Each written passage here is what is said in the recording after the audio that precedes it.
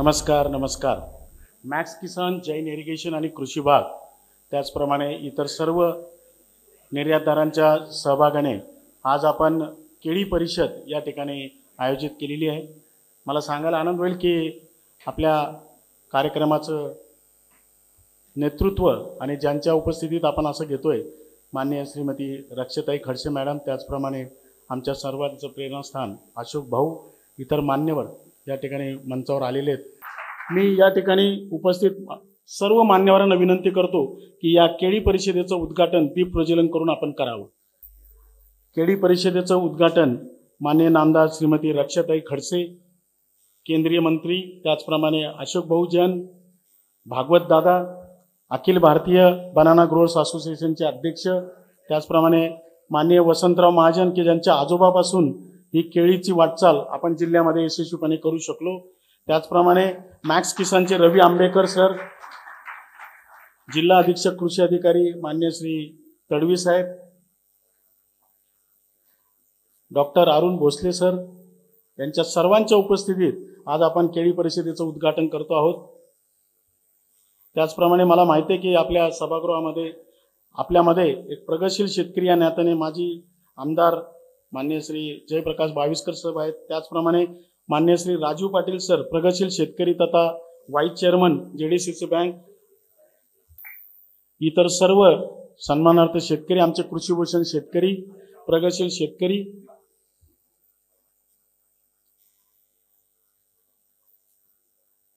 या ठिकाणी आपल्या केळी परिषदेचं उद्घाटन झालेलं आहे। प्रास्ताविकासाठी मान्य श्री संतोष सोनवणे यांना आमंत्रित करतो। नमस्कार, सर्वांचं स्वागत मनापासून आणि खास करून शेतकरी वर्गाचं ज्यांनी एवढी उपस्थिती द्या त्याबद्दल तुमचं धन्यवाद।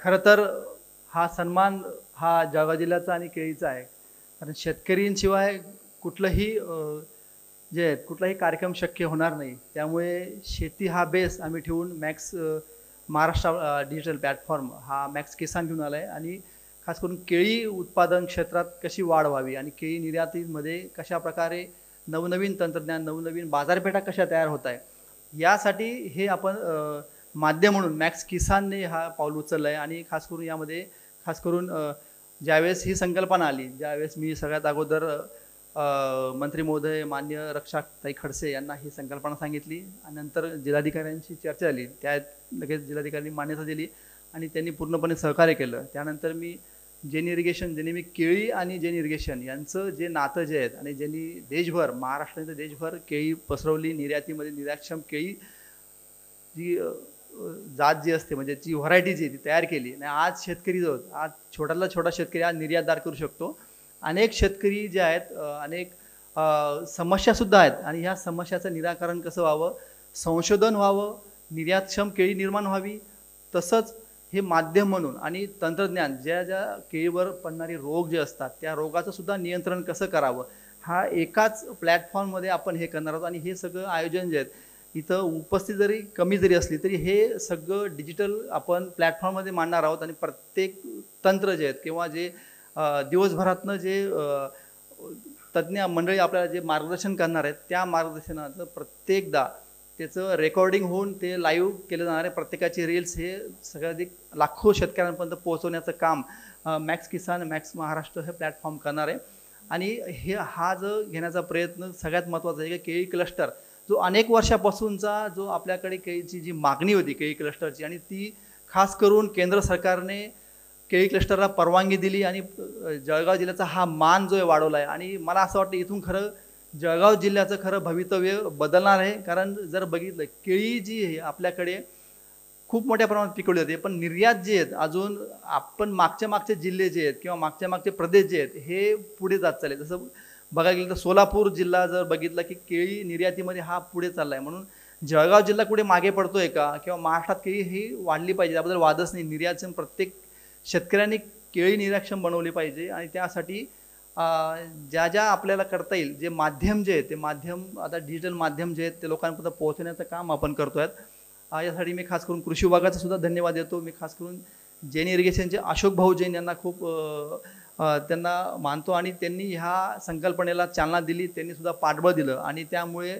आपण आणि स्वतः अशोक भाऊ जैन जे आहेत ते स्वतः आपला वेळ काढून शेतकऱ्यांशी बोलावं, जे नातं जे आहेत जे मोठे भाऊ भवरलाल जैन जे जपलं होतं ते नातं, तो वारसा अशोक भाऊ पुढे नेत आहे, हा सगळ्यात महत्त्वाचा आहे. आणि ते खास करून तुमच्याशी काही संवादसुद्धा साधणार आहेत. आणि खास करून मी रक्षा खडसेंना सुद्धा अभिनंदन करतो, कारण त्यांनी केंद्र सरकारकडे केळी क्लस्टरसाठी सर्वाधिक जास्त प्रमाणात त्यांनी प्रयत्न केले. आणि त्यामध्ये पालकमंत्री असतील, जळगाव जिल्ह्याचे दोघोतिक मंत्री असतील, गिरीशभाऊ असतील, संजय सावकारे असतील, जे माननीय आमदार असतील, सगळ्यांनी हा प्रयत्न केला. जळगाव जिल्ह्याची केळी कुठेतरी जगाच्या पटलावर यावी, कारण सर्वाधिक देशामध्ये सर्वाधिक केळीचं उत्पादन जे आहेत आपल्या जळगाव जिल्ह्याचं होतं. आणि यासाठी हा प्लॅटफॉर्ममार्फत केळी क्लस्टरची नवी चालना आणि एक गेम चेंजर आपला जळगाव जिल्ह्याचा आर्थिक कणा जो आहे अजून मजबूत करू शकतो, त्या दृष्टीने आपण ही संकल्पना केली. आणि मॅक्स किसान मार्फत जे इरिगेशन आणि कृषी विभाग आणि महाराष्ट्र शासनाच्या मार्फत आपण हा उपक्रम राबवला आहे.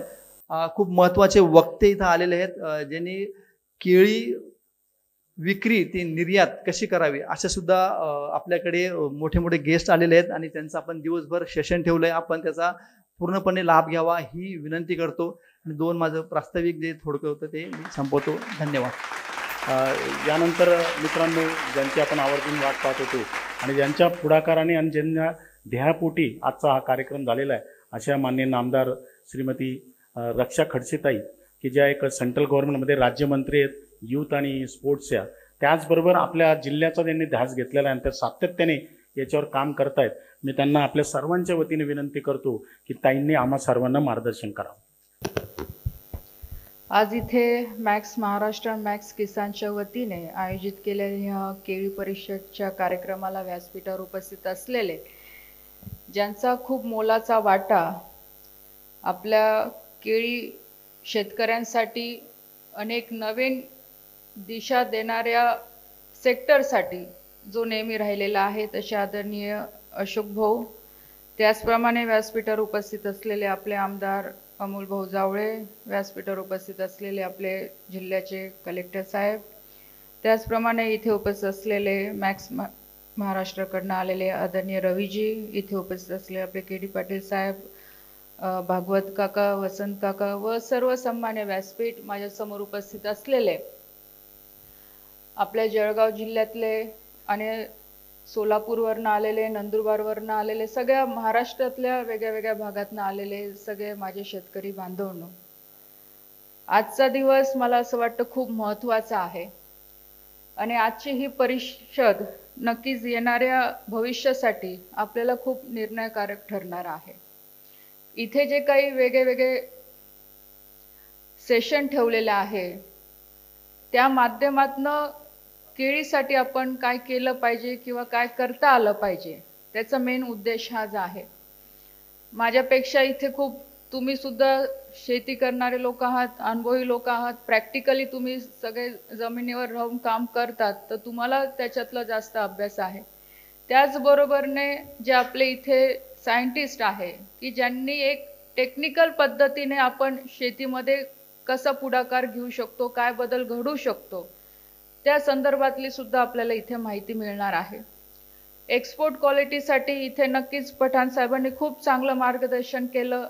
एकदम मुद्दे घेऊन त्यांनी एक एक पॉईंट इथे रेज केला, की जो अत्यंत आपल्या जळगाव जिल्ह्यासाठी एक्सपोर्टसाठी गरजेचा आहे. आणि मला जेवढी माहीत आहे, कारण की शेतकऱ्याची मुलगी मी पण आहे, की जे केळीचं उत्पन्न घेतात, पण जेव्हा इथे आल्यानंतर आणि खासदार बनल्यानंतर खूप जवळून परिचय केळी सोबत झाला, केळीच्या शेतकऱ्यांसोबत झाला. आणि सातत्याने पीक विमा असेल किंवा वेगवेगळे जे काही शेतकऱ्यांचे विषय आहे, तर मी पण प्रयत्न केला की मला जेवढं त्याच्यामधनं समजून घेता येईल किंवा शेतकऱ्यांसाठी करता येईल तेवढं मी करायचं, माझा एक छोटासा प्रयत्न मी करते आहे. बनाना क्लस्टर हा नक्कीच आपल्या महाराष्ट्रासाठी, जळगावसाठी एक वरदान ठरणारा प्रोजेक्ट आहे. आणि याची सुरुवात पण मागच्या 5 वर्षापासून झालेली आहे, की जेव्हा आदरणीय मोदी साहेबांनी हॉर्टिकल्चर मिनिस्ट्रीच्या माध्यमातून देशामध्ये 53 हॉर्टिकल्चरचे क्लस्टर झाले पाहिजे, की जेणेकरून शेतकऱ्यांना एक नवीन सेक्टर मिळालं पाहिजे. आणि ते अत्यंत येणाऱ्या काळाची गरज आहे. या दृष्टिकोनातनं हा प्रोजेक्ट त्यांनी सुरू केला आणि पहिल्या पायलट प्रोजेक्टमध्ये 12 क्लस्टर देशातले घेतले गेले आणि त्यावेळेसच साऊथमधले 2 प्रोजेक्ट हे बनवण्याचे साऊथमध्येच गेले. तर तेव्हापासून माझं खटपट चालू होतं की साऊथलाच का, की जेव्हा की जळगाव जिल्हा महाराष्ट्र हे आधीपासून केळीमध्ये अग्रेसर राहिलेला आहे. चांगल्या एक्सपोर्ट क्वालिटीची केळी आम्ही करतो, G9 जे आपण म्हणतो त्या क्वालिटीची आपण केळी करतो, तर आमचा जळगाव जिल्हा त्याच्यात का नाही. आणि तेव्हापासून मी पाठपुरावा करत गेली 5 वर्षापासून. मग ते म्हणे की आम्ही दुसऱ्या फेजमध्ये घेऊ तुमचं. हे सगळं चालत गेलं. मग सातत्याने मागे होती तर मी खालच्या अधिकाऱ्यांना, कारण मला एक सवय मी जिल्हा परिषदला होती तेव्हापासून मला राहिलेली आहे की मी कधी पण माहिती घेत असताना वरतून नाही सुरुवात करत, खालून सुरुवात करते, की खालच्या अधिकाऱ्यापासून मी विचारते की नेमकं कसं करायचं. तर त्याचा फायदा मला जिल्हा परिषदला पण काम करताना झालेला आहे आणि हे आता दुसरं उदाहरण की बनाना क्लस्टरमध्ये पण झालेलं आहे. तेव्हा मला ते अधिकाऱ्यांनी सांगितलं कि मैडम आप इतने दिन से ऑफिस में आते, हम भी आपको हाँ हाँ बोलते लेकिन हो कुछ नहीं रहा है, एक जस्ट एक सजेशन हम देते हैं, लेकिन आप देखो अगर कर पाए तो अच्छी बात है, हम आपको पूरा सपोर्ट करेंगे. म्हटलं आप बताइए क्या करना है, मैं करूँगी. मग त्यांनी सांगितलं की जे साऊथला 2 प्रोजेक्ट झालेले आहे तर त्याच्यातलं एक प्रोजेक्टचं अजून काहीच झालेलं नाहीये, टेंडरही झालेलं नाहीये आणि तिथले लोक काही एवढे इंटरेस्ट घेत नाहीये. तर तुम्ही असं करू शकता, तुमची ताकद जर तुम्ही लावली तर तुम्ही मंत्र्यांकडनं ते कॅन्सल करून तुमच्या जळगावचं पुढे तुम्ही करू शकतात. मग मी ह्या वेळेस तुमच्या सगळ्यांच्या आशीर्वादाने मंत्री झाली तर काही ना काही फायदा तर आपल्याला झाला पाहिजे. मग साहेबांकडे गेली, आपले कृषी मंत्र्यांकडे शिवराज सिंग साहेबांकडे. त्यांना सांगितलं की सर आपको भी पता है की बराणपूर आहे महाराष्ट्र, आणि त्यांना खरोखर माहितीच आहे कारण ते एवढे वर्ष मुख्यमंत्री राहिले आणि कृषी हा क्षेत्र त्यांच्यासाठी पण खूप महत्त्वाचा राहिलेला आहे. तर त्यांनी सगळा विषय समजून घेतला आणि ते बोलले ठीक है, अगर ऐसा है तो मैं वो रिजेक्ट मतलब कैंसिल करता हूँ और अपना जळगाव का सँक्शन कर देता हूँ. आणि त्यांनी आपल्याला ती मान्यता दिली आणि ते झालं. आता याच्या मागचा उद्देश हाच आहे जे पठाण साहेबांनी इथे सांगितलं किंवा आपल्या अशोक भाऊंनी सांगितलं, कलेक्टर साहेबांनी सांगितलं, हे सगळ्या गोष्टी त्याच्यात कव्हर होणारच आहे.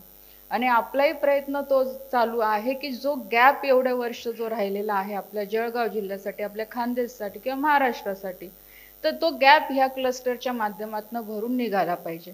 पण ते काम एवढं सोपंही नाहीये. मी 12 क्लस्टरची सुद्धा माहिती घेतली की 12 क्लस्टर आता कोणत्या स्टेजला आहे. जसं सह्याद्री फार्मने सुद्धा एक क्लस्टर याच्यातनं घेतलेला आहे. ही 100 कोटी जी आहे, ही 100 कोटी डायरेक्ट काही सरकार आपल्याला देत नाही अशातलं नाहीये. ही सबसिडी आहे 40% आणि 60% जो ह्या टेंडरमध्ये पार्टिसिपेट करेल, कारण की हे पीपी मॉडेल आहे. जो म्हणजे 150 कोटी लावणारा जो एखादा मोठा जो कोणी उद्योगपती असेल किंवा जो कोणी असेल तो याच्यामध्ये पार्टिसिपेट करेल, तेव्हा हे 100 कोटी आपल्याला सरकारच्या वतीने भेटणार आहे. आणि जेव्हा मी 12 क्लस्टरची माहिती घेतली तर आता कुठे 30% काम झालंय, कुठे 40% काम झालंय, कुठे 50% काम झालेलं आहे. अडचणी त्याच्यामध्ये पण आहे, नाही अशातला नाहीये, पण तरी आपल्याला आपले प्रयत्न सोडायचे नाहीये, आपल्याला आपलं बेस्ट करायचं आहे. ह्या दृष्टिकोनातून आपण पाऊल उचलतोय. आणि जे इथे विषय सगळे पठाण साहेबांनी जे जे त्यांच्या प्रेझेंटेशन मध्ये मांडलं, हे सगळं त्या क्लस्टर बनाना क्लस्टर मध्ये येणारच आहे. कारण की एक्सपोर्टसाठी जेव्हा मी शेतकऱ्यांशी पण मी बोलते तेव्हा शेतकरी तेच सांगतात की आपल्याकडे फॅसिलिटी नाहीये म्हणून आपण करू शकत नाही. तर सगळ्यात आधी याच्यामध्ये इन्फ्रास्ट्रक्चर उभं करणं अत्यंत गरजेचं आहे. त्याच्यानंतर इथे ट्रेनिंग सेंटर उभं करणं अत्यंत गरजेचं आहे. आणि मी दुसरं इथे कलेक्टर साहेबांना सुद्धा विनंती करणार आहे की आपण आपले पालकमंत्री आहे, गुलाबभाऊ आहे, आदरणीय गिरीश भाऊ आहे, सगळे आमदार आहे, एक आपण डीपीडीसी मध्ये फंड आपण निर्माण केला पाहिजे की ॲटलिस्ट 3 महिन्यातनं तरी आपण ट्रेनिंग अशा शेतकऱ्यांच्या वेगळ्या वेगळ्या परिषद आपण घेतल्या पाहिजे की ज्या निमित्ताने एक प्रोसेस तर सुरू होईल, एक विचारांची देवाणघेवाण तर सुरू होईल, त्याच्यामधनं बऱ्याचशा आयडिया पुढे येतील आणि शेतकऱ्यांना पण हळूहळू याच्या सवय लागतील. कारण की सरकारचे प्रोग्राम तर आहे खूप, पण आपणही कुठेतरी त्याच्यामध्ये कमी पडतो किंवा आपण जात नाही, इंटरेस्ट दाखवत नाही, म्हणून कदाचित आपण त्याच्यामध्ये मागे राहतो. पण आज ती काळाची गरज झालेली आहे की शेती ही आपल्याला पारंपरिक पद्धतीने तर आपण करतोच आहे, त्याचा फायदा होतोच आहे, पण दुसरीकडे आपण हे पण बघितलं पाहिजे की ज्या मार्केटमध्ये नवीन टेक्नॉलॉजी आलेले आहे, जसं इथे अमोल भाऊंनी सांगितलं की AI टूल आता एवढं मोठं आलेलं आहे की आज जवळपास आपलं 30 ते 40% काम ह्या तंत्रज्ञान म्हणजे टेक्नॉलॉजीच्या मदतीने आज कमी होऊ शकतं शेतकऱ्याचं, आणि त्याचा वापर केला पाहिजे. आज मार्केटमध्ये खूप साऱ्या गोष्टी आहे की ज्या माध्यमातून आपण शेतकऱ्यांना म्हणजे खूप चांगली मदत होऊ शकते, तर ते आपल्याला कळू शकतं. म्हणून शेतकऱ्यांचे ट्रेनिंग प्रोग्राम हे झालेच पाहिजे आणि आपणही शेतकऱ्यांनी त्याच्यामध्ये उत्साहाने आलंच पाहिजे. एक जाऊन काय जाणार आहे, एक दिवस जाणार आहे, पण आपण त्याच्यातनं खूप काही घेऊन जाणार आहे. आताच मी मागच्या आठवड्यात हैदराबादला गेली होती, स्पेशली तिथे एक्झिबिशन कृषीचं होतं, मी तिथे बघायला गेली होती आणि मला बघायचं होतं की टिश्यू कल्चर असेल, लॅब असेल, सॉइल टेस्टिंग असेल, फर्टिलायझर आहे, अशा अनेक गोष्टी आहे की आज त्याच्यामध्ये आपल्याला शेतकऱ्यांना काम करायची गरज आहे. तर आज AIच्या मदतीने सॉइल टेस्टिंगचं तुमचं आहे, फक्त मातीमध्ये ती चिप टाकल्यानंतर विदिन अ सेकंड सगळी इन्फॉर्मेशन तुमच्या स्क्रीनवर येते. आज एवढी टेक्नॉलॉजी पुढे गेली आहे आणि हे करणं अत्यंत गरजेचं आहे. ती आधीची जी पद्धत होती की माती आणा आणि मग ते टाका, मग केमिकल टाका, तो जमाना गेलाय आता. तर आपल्यालाही शेतकऱ्यांना आणि खास करून आजच्या युवा पिढीला अपडेट राहणं अत्यंत गरजेचं आहे. शेतकऱ्यांकडे उत्पन्न खूप होऊ शकतं, पैसाही आपण खूप बनवू शकतो, असे उदाहरण आहे. मी नेहमी जेव्हा चर्चा चालते की बिचारा शेतकरी म्हटलं आपण स्वतःला का बिचारा म्हणून घ्यायचं. आज आपल्याकडे एवढी ताकद आहे की आपण स्वतः उगू पण शकतो, स्वतः विकू पण शकतो.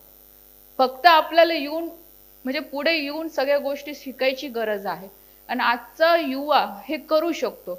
का आपल्याला दुसऱ्या शहरामध्ये जाऊन नोकरी करायची आहे, का दुसरीकडे जाऊन व्यवसाय करायचा आहे.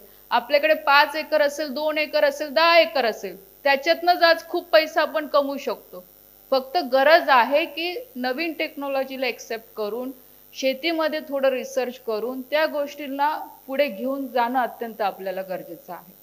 आणि बनाना क्लस्टर ची हीच आपण एक मदत घेणार आहे की शेतकऱ्यांना नेहमी अपडेट करणं, टेक्नॉलॉजीचा सपोर्ट त्याच्यामध्ये देणं. टिश्यू कल्चर तर नक्कीच, आज जेन इरिगेशन आज सगळ्या जगामध्ये आपण आपली टेक्नॉलॉजी पाठवतो ना, आज हा खूप मोठा एक आपण म्हणतो एक ब्लेसिंग आहे आपल्यासाठी की आज हे सगळं सिस्टीम आपल्या जवळ आहे, आपल्या जिल्ह्याकडे आहे.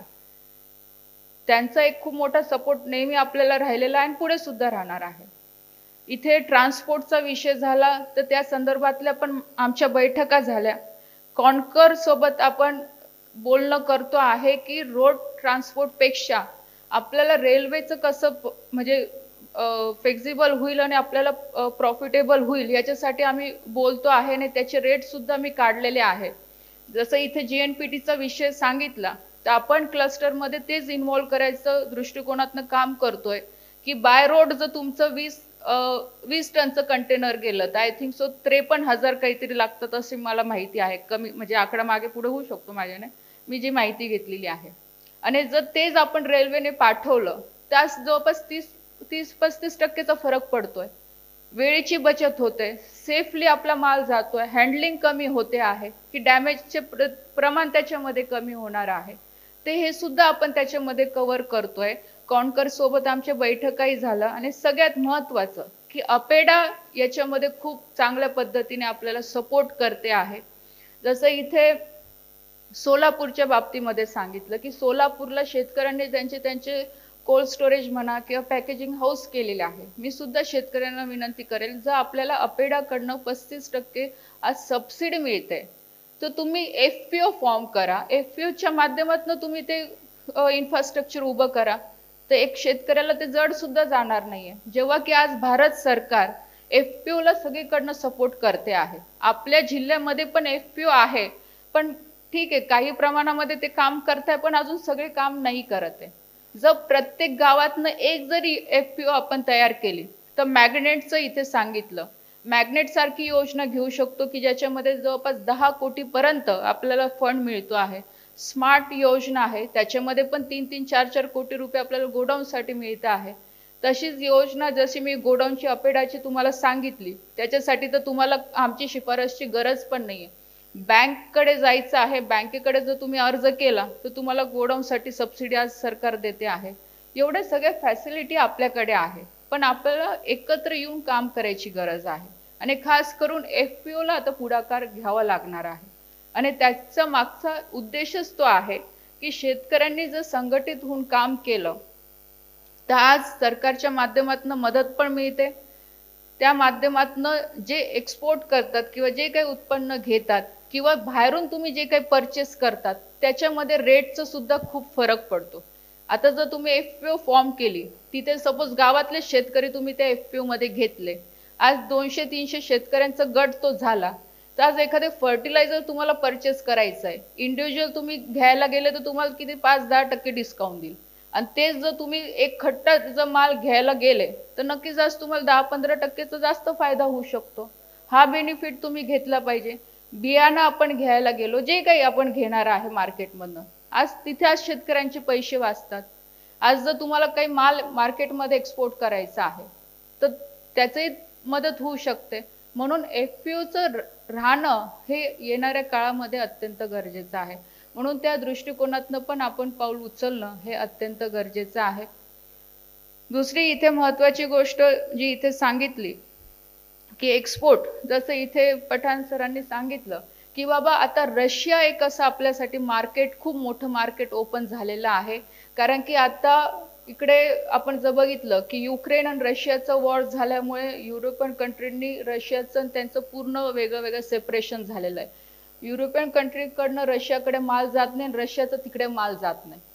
म्हणून हे आपल्यासाठी एक प्लस पॉईंट झालेला आहे की आपण आपली केळी रशियाला पण पाठवू शकतो. त्याच्यावरही आम्ही काम करतोय. फक्त जो उशीर लागतो आहे तो, तिथे जास्त दिवस लागतात पोचायला केळी, तो एक कुठे त्यांना म्हणजे एक प्रॉब्लेम येतोय. पण त्याच्यावरही अपेडेच्या माध्यमातून आपण प्रयत्न करतोय की कमीत कमी वेळामध्ये तिथे आपण आपली केळी कशी पोहोचू शकतो की जेणेकरून जे टार्गेट आपण घेऊन चाललो आहे की 50,000 कंटेनर आपल्या जिल्ह्यातनं, आपल्या परिसरातनं किंवा राज्यातनं आपले गेले पाहिजे. तर याच्यावर जो नक्कीच सरकार म्हणून आम्ही पण पूर्णपणे प्रयत्न करतोय. जर हे झालं तर तो एक प्लस पॉईंट आपल्याला होऊ शकतो. पण त्याचबरोबरने केळीची क्वालिटी असणंही तेवढंच गरजेचं आहे. दुसरं मी काही ना काही प्रयोग माझे करत बसते. दुसरा प्रयोग मी असा केला की ऑनलाईन मी सर्च करत बसते, बऱ्याच वेळा बसलेली असते. तर आमच्याकडे FPO आहेत, तर मी त्याच्यातनं टाकलं होतं की बनाना पावडरसाठी किंवा बनाना प्रोडक्टसाठी कोणी इंटरेस्टेड आहे का. तर ती एक एजन्सी मला भेटली, आम्ही तिथे ऑनलाईन रजिस्टर केलं. मग त्यांच्या रिक्वायरमेंट मला यायला सुरुवात झाली आणि ते मी स्वतः टॅकल करत होते. मी रोज सगळ्यांचे फोन घ्यायचे. मग ते म्हणायचे आम्हाला 5 किलो चिप्स पाहिजे, कोणी म्हणायचं आम्हाला 10 किलो पावडर पाहिजे. म्हटलं ठीक आहे, आम्ही देऊ ते. मग नंतर जसं जसं त्याच्यात खोलात मी जात गेली तेव्हा मग ते नंतर म्हणायला लागले, मग तुमची पावडर कोणत्या क्वालिटीची आहे, ती येल्लो पावडर आहे की ग्रीन पावडर आहे. आता ते मलाही नाही माहित होतं येल्लो आणि ग्रीन काय असतं. मी ते पण केलं. मी दुसऱ्यांकडनं येल्लो पण घेतली आणि ग्रीन पण घेतली. मग त्यांना म्हटलं दोघं आहे माझ्याकडे. मग ते म्हणे ऑर्गॅनिक पाहिजे, आम्हाला ही नाही चालत. म्हटलं आता हा मोठा प्रश्न आहे की ऑर्गॅनिक तर नाही आहे माझ्याकडे. मग मी हे म्हणजे 1.5 वर्षापासून मी करते. तर मी असंच आमच्या जवळच्या लोकांना सांगितलं 2-3 झाडं असेच ऑर्गॅनिक लावून बघा आणि त्याच्यातलं पावडर तयार करा आणि आपण बघू जातं की नाही. ते सर्टिफिकेट वगैरे त्याला घ्यावं लागतं. ते केलं आणि ते केलं म्हणजे जस्ट सॅम्पलच मी पाठवलं होतं. तर ऑर्गॅनिक त्यांनी घेतलं. मी हे याच्यासाठी सांगते की मार्केटमध्ये डिमांड आहे, पण आपल्याला ते करणं अत्यंत गरजेचं आहे. तर आता ऑर्गॅनिक पावडर याच्यासाठी गरजेचे आहे की आता वेस्टर्न कंट्रीजमध्ये हे खाण्यामध्ये वापरतातच. प्लस आज ब्युटी प्रोडक्टमध्ये खूप मोठी डिमांड, कॉस्मेटिक प्रोडक्ट्समध्ये खूप मोठी डिमांड आता ही आलेली आहे, पण ती ऑर्गॅनिक पद्धतची आलेली आहे. तर आपण दुसरा प्रयत्न हा पण केला पाहिजे की जेवढी शेती आपल्याकडे आहे, 10 एकर असेल तर त्याच्यातला 1 एकर आपण ऑर्गॅनिक पद्धतीने उगू शकतो का. तर त्याचे बाय प्रोडक्ट जर बनवले तर त्याचं मार्केट खूप जास्त आहे. तुम्ही सहजपणे ऑनलाईन ते विकू शकतात, कुठे जायची गरज नाहीये. पण हे ट्रायल तर होईल, हळूहळू मग आपण शिफ्ट होऊ शकतो. आज सरकार पण पूर्ण प्रयत्न करते, कारण की ज्या पद्धतीने आज आजार वाढताय, वेगळे रोग येत आहे, त्याच्यामुळे लोकांचे जीव जात आहे. याचं एक कारण हे पण आहे की आज वेगळे इतके विषारी पेस्टिसाइड आपण फवारतो, टाकतो, केमिकल फर्टिलायझर वापरतो आणि त्याचा परिणाम आज आपल्यावर पण होऊ लागलेला आहे. तर हे कुठे ना कुठे कमी करायची गरज आहे. आणि त्याची दुसरी बाजू ही पण आहे की जे मातीमधलं मॉइश्चर म्हणा की जे मिनरल्स असतात ते पण हळूहळू हे कमी होत चाललेले आहे, कारण की हे सगळं केमिकल यूजमुळे. निदान आपण हे कमी कसं करू शकतो? ठीक आहे, एक खट्टी तर नाही होऊ शकत, पण 10%, 15%, 20%, 25% हळूहळू हे 10 वर्षामध्ये आपण हे स्केल कसं खाली आणू शकतो याच्यासाठी सुद्धा प्रयत्न केला गेला पाहिजे. याच्यात तर ठीक आहे, तुम्हाला रेट चांगला तर भेटेलच, पण आज आपल्या मातीची क्वालिटी पण चांगली राहणार आहे.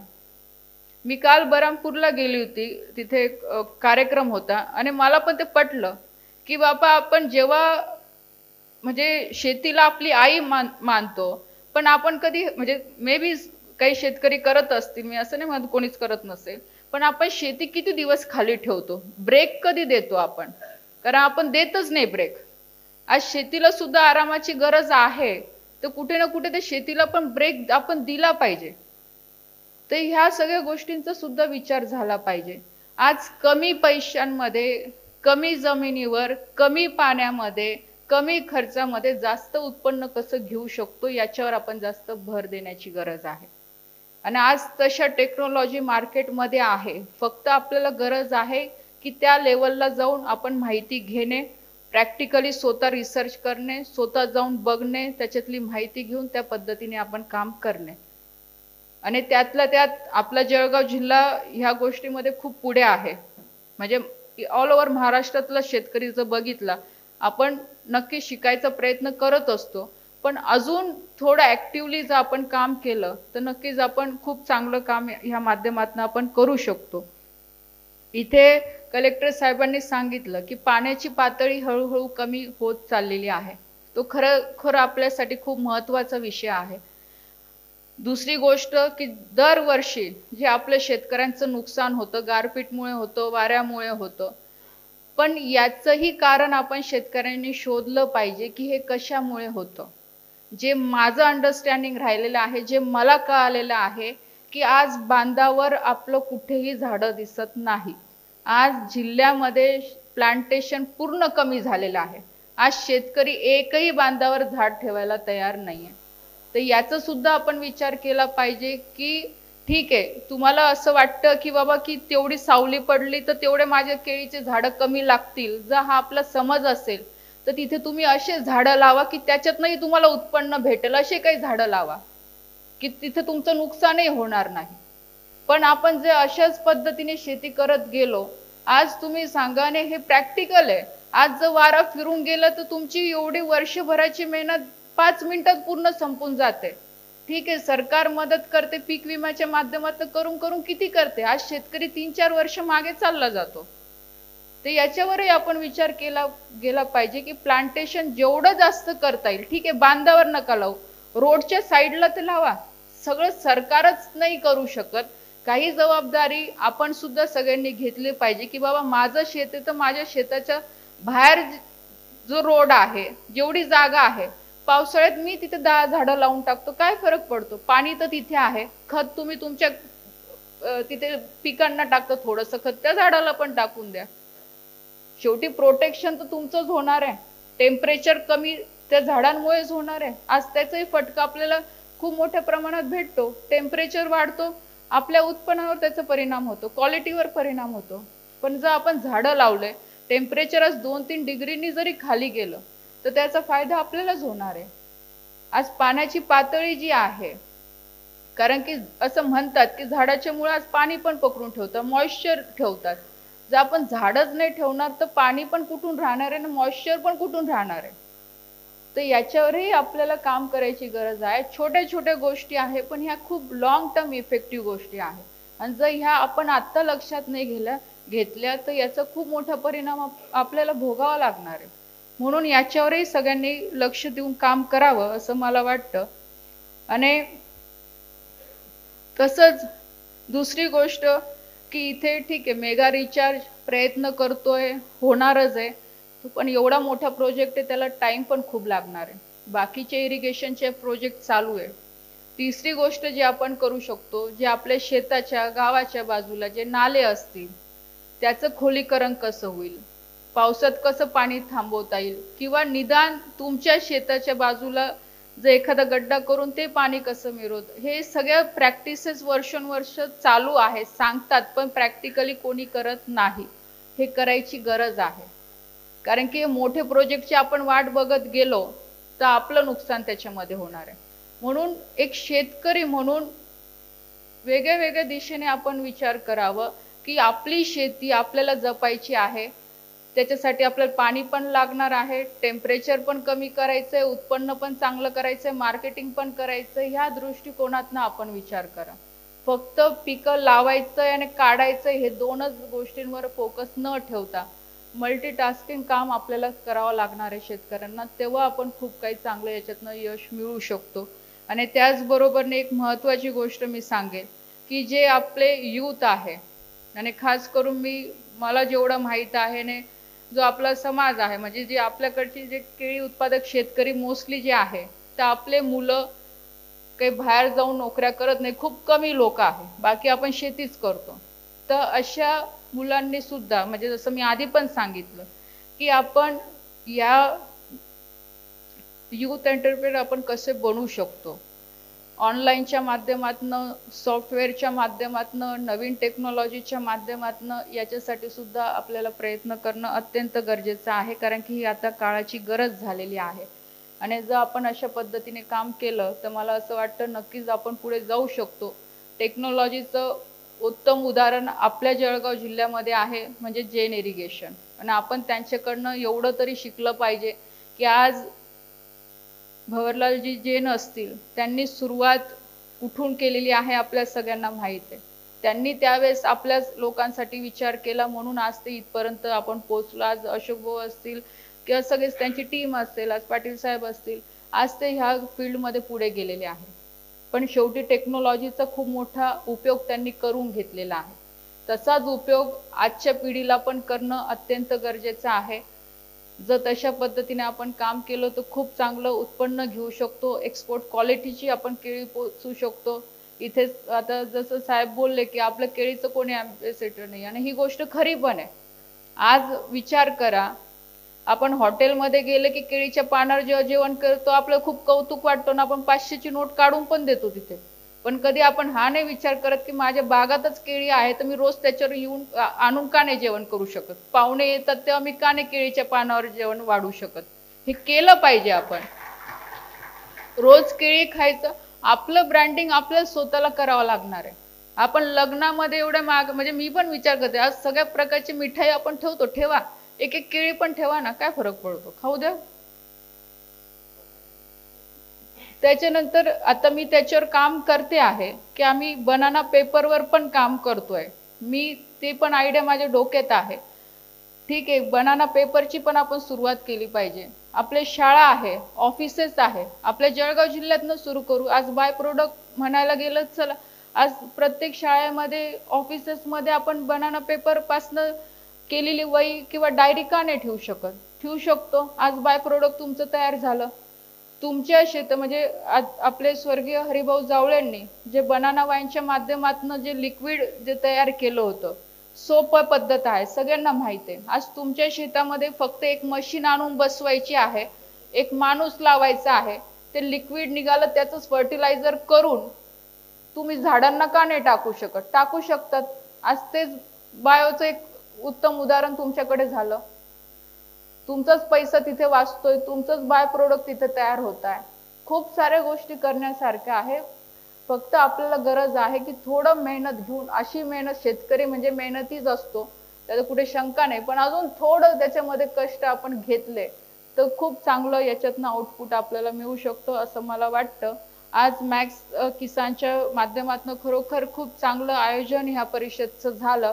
अशा परिषद वेगळ्या वेगळ्या माध्यमातून झाल्याच पाहिजे. जे चांगले शेतकरी काम करतात, ज्यांचा आज आपण सगळ्यांचं सत्कार केला, त्यांचं पण मी खूप मनापासून अभिनंदन करते. तुमच्यासारख्या शेतकऱ्यांच्या माध्यमातून तुम्ही सुद्धा एक सोशल रिस्पॉन्सिबिलिटी म्हणून तुम्ही पण प्रयत्न करा की जास्तीत जास्त शेतकऱ्यांना जी टेक्नॉलॉजी किंवा ज्या प्रॅक्टिसेस तुम्ही तुमच्या शेतामध्ये करता त्या अजून आपल्या गावातल्या शेतकऱ्यांसाठी किंवा आजूबाजूच्या शेतकऱ्यांसाठी आपण कसं करू शकतो याच्यासाठी पण तुम्ही प्रयत्न करा. कारण की शेवटी एक सामाजिकच काम आहे, एक सामाजिक मूवमेंट आहे. जसं सोलापूरला काही चांगल्या प्रॅक्टिसेस होत आहेत, ते आपल्या जळगावमध्ये कशा होतील, जळगावच्या काही चांगल्या प्रॅक्टिसेस आहे त्या सोलापूरमध्ये कशा होतील, नंदुरबारमध्ये जिथे केळी आहे तिथे कशा होऊ शकतील. तर हे एक्सचेंज नेहमी सातत्याने होणं अत्यंत गरजेचं आहे. कारण की ऑफिसेसमध्ये बसून काही होत नाही. जोपर्यंत प्रॅक्टिकली फील्डवर, जसं हे कलेक्टर साहेबांनी खूप चांगलं सांगितलं, तुम्ही प्रॅक्टिस करता, तुम्ही काम करता म्हणून तुम्हाला माहित आहे की त्याच्यातलं प्लस मायनस काय. आम्हाला इथे ऑफिसमध्ये बसून नाही कळणार. आज मी तुमच्या समोर एवढं मांडू शकते, बोलू शकते, कारण की मी प्रयत्न करत असते की बाबा आपण विचारलं पाहिजे, गेलं पाहिजे, बघितलं पाहिजे, तेव्हा मला ह्या गोष्टी एवढं तुमच्या समोर बोलता येतात. जर मी हे केलंच नसतं तर कदाचित आज तुमच्या समोर मी काही बोलूच शकले नसते. म्हणून प्रॅक्टिसेस हे खूप महत्त्वाचे आहे, ते आपण केल्या पाहिजे असं मला वाटतं. आज तुम्ही ह्या सगळ्या परिषदेला उपस्थित राहिले त्याच्याबद्दल मी आपल्या सगळ्यांचे आभार मानते. पोषण आहारमध्ये तो विषय आता ठीक आहे, तो भरपूर दिवसापासून चालू आहे, पण अजून त्याच्यावर काही होत नाही कारण त्याला टेक्निकल अडचण आहे त्याच्यामुळे. आणि दुसरा महत्त्वाचा विषय की इथे अशोक भाऊंनी सांगितलं फळाचा दर्जा नाहीये. तर आता तुम्हाला मी सांगते की ते पण आता सरकारकडनं झालेलं आहे आणि आता 2.5 हेक्टरला 2.5 लाख रुपये आता सरकार प्लांटेशनवर देते आहे, याची पण माहिती घ्या. फक्त ते MRGSच्या माध्यमातून भेटते आहे. म्हणून तुम्हाला तुमच्या ग्रामपंचायतशी संपर्क करून, कारण की तुम्ही स्वतः शेतकरी, तर तुम्हाला ते मस्टर वगैरे मेंटेन करून तुम्हाला ते 2.5 लाख रुपये भेटतील. तसंच क्षेत्रस्थांचं इथे विषय खूप महत्त्वाचा आहे, त्या संदर्भातही मी सांगते. मी प्रॅक्टिकली केलेलं आहे म्हणून मी तुम्हाला सांगते. जर गावातल्या लोकांची साथ असेल किंवा त्या शेतावर राहणारे जे म्हणजे रस्त्यावर राहणारे जे लोकांची जर साथ असेल तर तुम्ही स्वतः तुमचे जॉब कार्ड काढा, तुम्ही स्वतः ते काम करा. त्याच्यामध्ये तुम्हाला कोणत्या आमदार खासदाराकडे जायची गरज नाहीये, कारण की केंद्र सरकारने ही योजना ज्याच्यासाठी बनवलेली आहे की गाव पातळीवर याचं नियोजन झालं पाहिजे. पाहिजे तेवढे तुम्ही शेत रस्ते करू शकतात, पाहिजे त्या क्वालिटीचे तुम्ही करू शकतात, याच्यामध्ये कोणाचा इंटरफेरन्स नाहीये. पण त्याच्यासाठी तुम्ही गावातले लोक एकत्र राहणं अत्यंत गरजेचं आहे. मी उदाहरण देते, मी मुक्ताईनगरमध्ये आम्ही असे रस्ते करून पण बघितलेले. आज म्हणजे मी ज्या काळात केले होते 14 लाख रुपये पर किलोमीटर होते. अभी आय थिंक सो 21 आहे ना, 28 लाख आहे. 28 लाख रुपये एका एकराला सरकार आज देते. आता विचार करा 28 लाखामध्ये तुमचं क्षेत्रस्थ किती चांगला बनवू शकतो एका किलोमीटरला. म्हणजे तुम्ही त्याच्यावर डांबर पण टाकू शकता. एवढं 28 लाख म्हणजे खूप मोठी अमाऊंट झाली. हे तुम्ही करू शकतात. मी म्हणून आधी सांगितलं की सगळ्याच गोष्टी आपण जर सरकार एक सपोर्ट सिस्टीम आहे, व्यवस्था उभ्या करून दिलेल्या आहे, पण त्यासाठी आपल्याला थोडा पुढाकार घेऊन या सगळ्यामध्ये काम करावं लागेल, तर परफेक्टली आपण काम करू शकतो. सगळंच आपण म्हटलं की आमदारांनीच किंवा खासदारांनी क्षेत्र असते, कारण तेवढं बजेट नाहीच आहे. आम्ही किती प्रयत्न केला तरी ते होऊच शकत नाही, कारण ती पॉलिसीज अशी बनवलेली आहे की रोजगार हमीमधनं तुम्हाला पाहिजे तेवढे तुम्ही रस्ते करा. त्याला लिमिटेशन नाहीये की एका ग्रामपंचायतने एकच रस्ता केला पाहिजे की 2 रस्ते केले पाहिजे. तुमच्यात जेवढी ताकद असेल तेवढे तुम्ही क्षेत्रस्ते त्याच्यात बनवा. फक्त अट एवढीच आहे, तक्रार व्हायला नको, गावातल्या लोकांनी एकत्र येऊन ते केलं पाहिजे. जर असं हे झालं तर खूप चांगले क्षेत्रस्ते त्याच्यातनं बनवू शकतात. त्याच्यासाठी पण प्रयत्न करावा. आणि ते प्लांटेशनसाठी पण मी सांगितलं की त्याच्यासाठी पण 2.5 लाख रुपये आता 2.5 एकरासाठी सरकार तुम्हाला देते आहे. एवढं बोल मी इथे थांबते. परत एक वेळ आपल्या सगळ्यांना खूप खूप शुभेच्छा देते आणि अपेक्षा व्यक्त करते की नक्कीच अशा वेगळ्या वेगळ्या परिषदेच्या माध्यमातून जे आपल्या सगळ्यांचं स्वप्न आहे, नक्कीच आपल्या सगळ्यांच्या आशीर्वादाने बनाना क्लस्टर पण पुढे जाईल. त्याच्यात काही अडचणी येणार नाही, कारण की बऱ्याच वेळा काम करताना अडचणी येतातच, पण सगळ्यांचं सहकार्य त्याच्यामध्ये राहील, राजकीय असेल किंवा लोकांची असेल, अशी मी अपेक्षा करते ह्या क्लस्टरच्या माध्यमातून. कारण की हा प्रोजेक्ट आपल्यासाठी खूप महत्त्वाचा आहे आणि नक्कीच येणाऱ्या पुढच्या भावी पिढीसाठी खूप महत्त्वाचा आहे. कारण की हा फक्त माझा एकटीचा प्रोजेक्ट नसून म्हणजे नाहीच आहे, मी सांगते, कारण तुम्ही डिमांड केली म्हणून ते झालं. हा आपल्या प्रत्येक शेतकऱ्याचं स्वप्न आहे, प्रत्येक शेतकऱ्याचा आपला प्रोजेक्ट आहे. म्हणून प्रयत्न हाच राहील की कोणती अडचण न येता हा प्रोजेक्ट आपला गतीने लवकरात लवकर पूर्ण होईल आणि त्याचा फायदा आपल्याला सगळ्यांना घेता येईल. एवढं बोलून इथे थांबते. जय हिंद, जय महाराष्ट्र.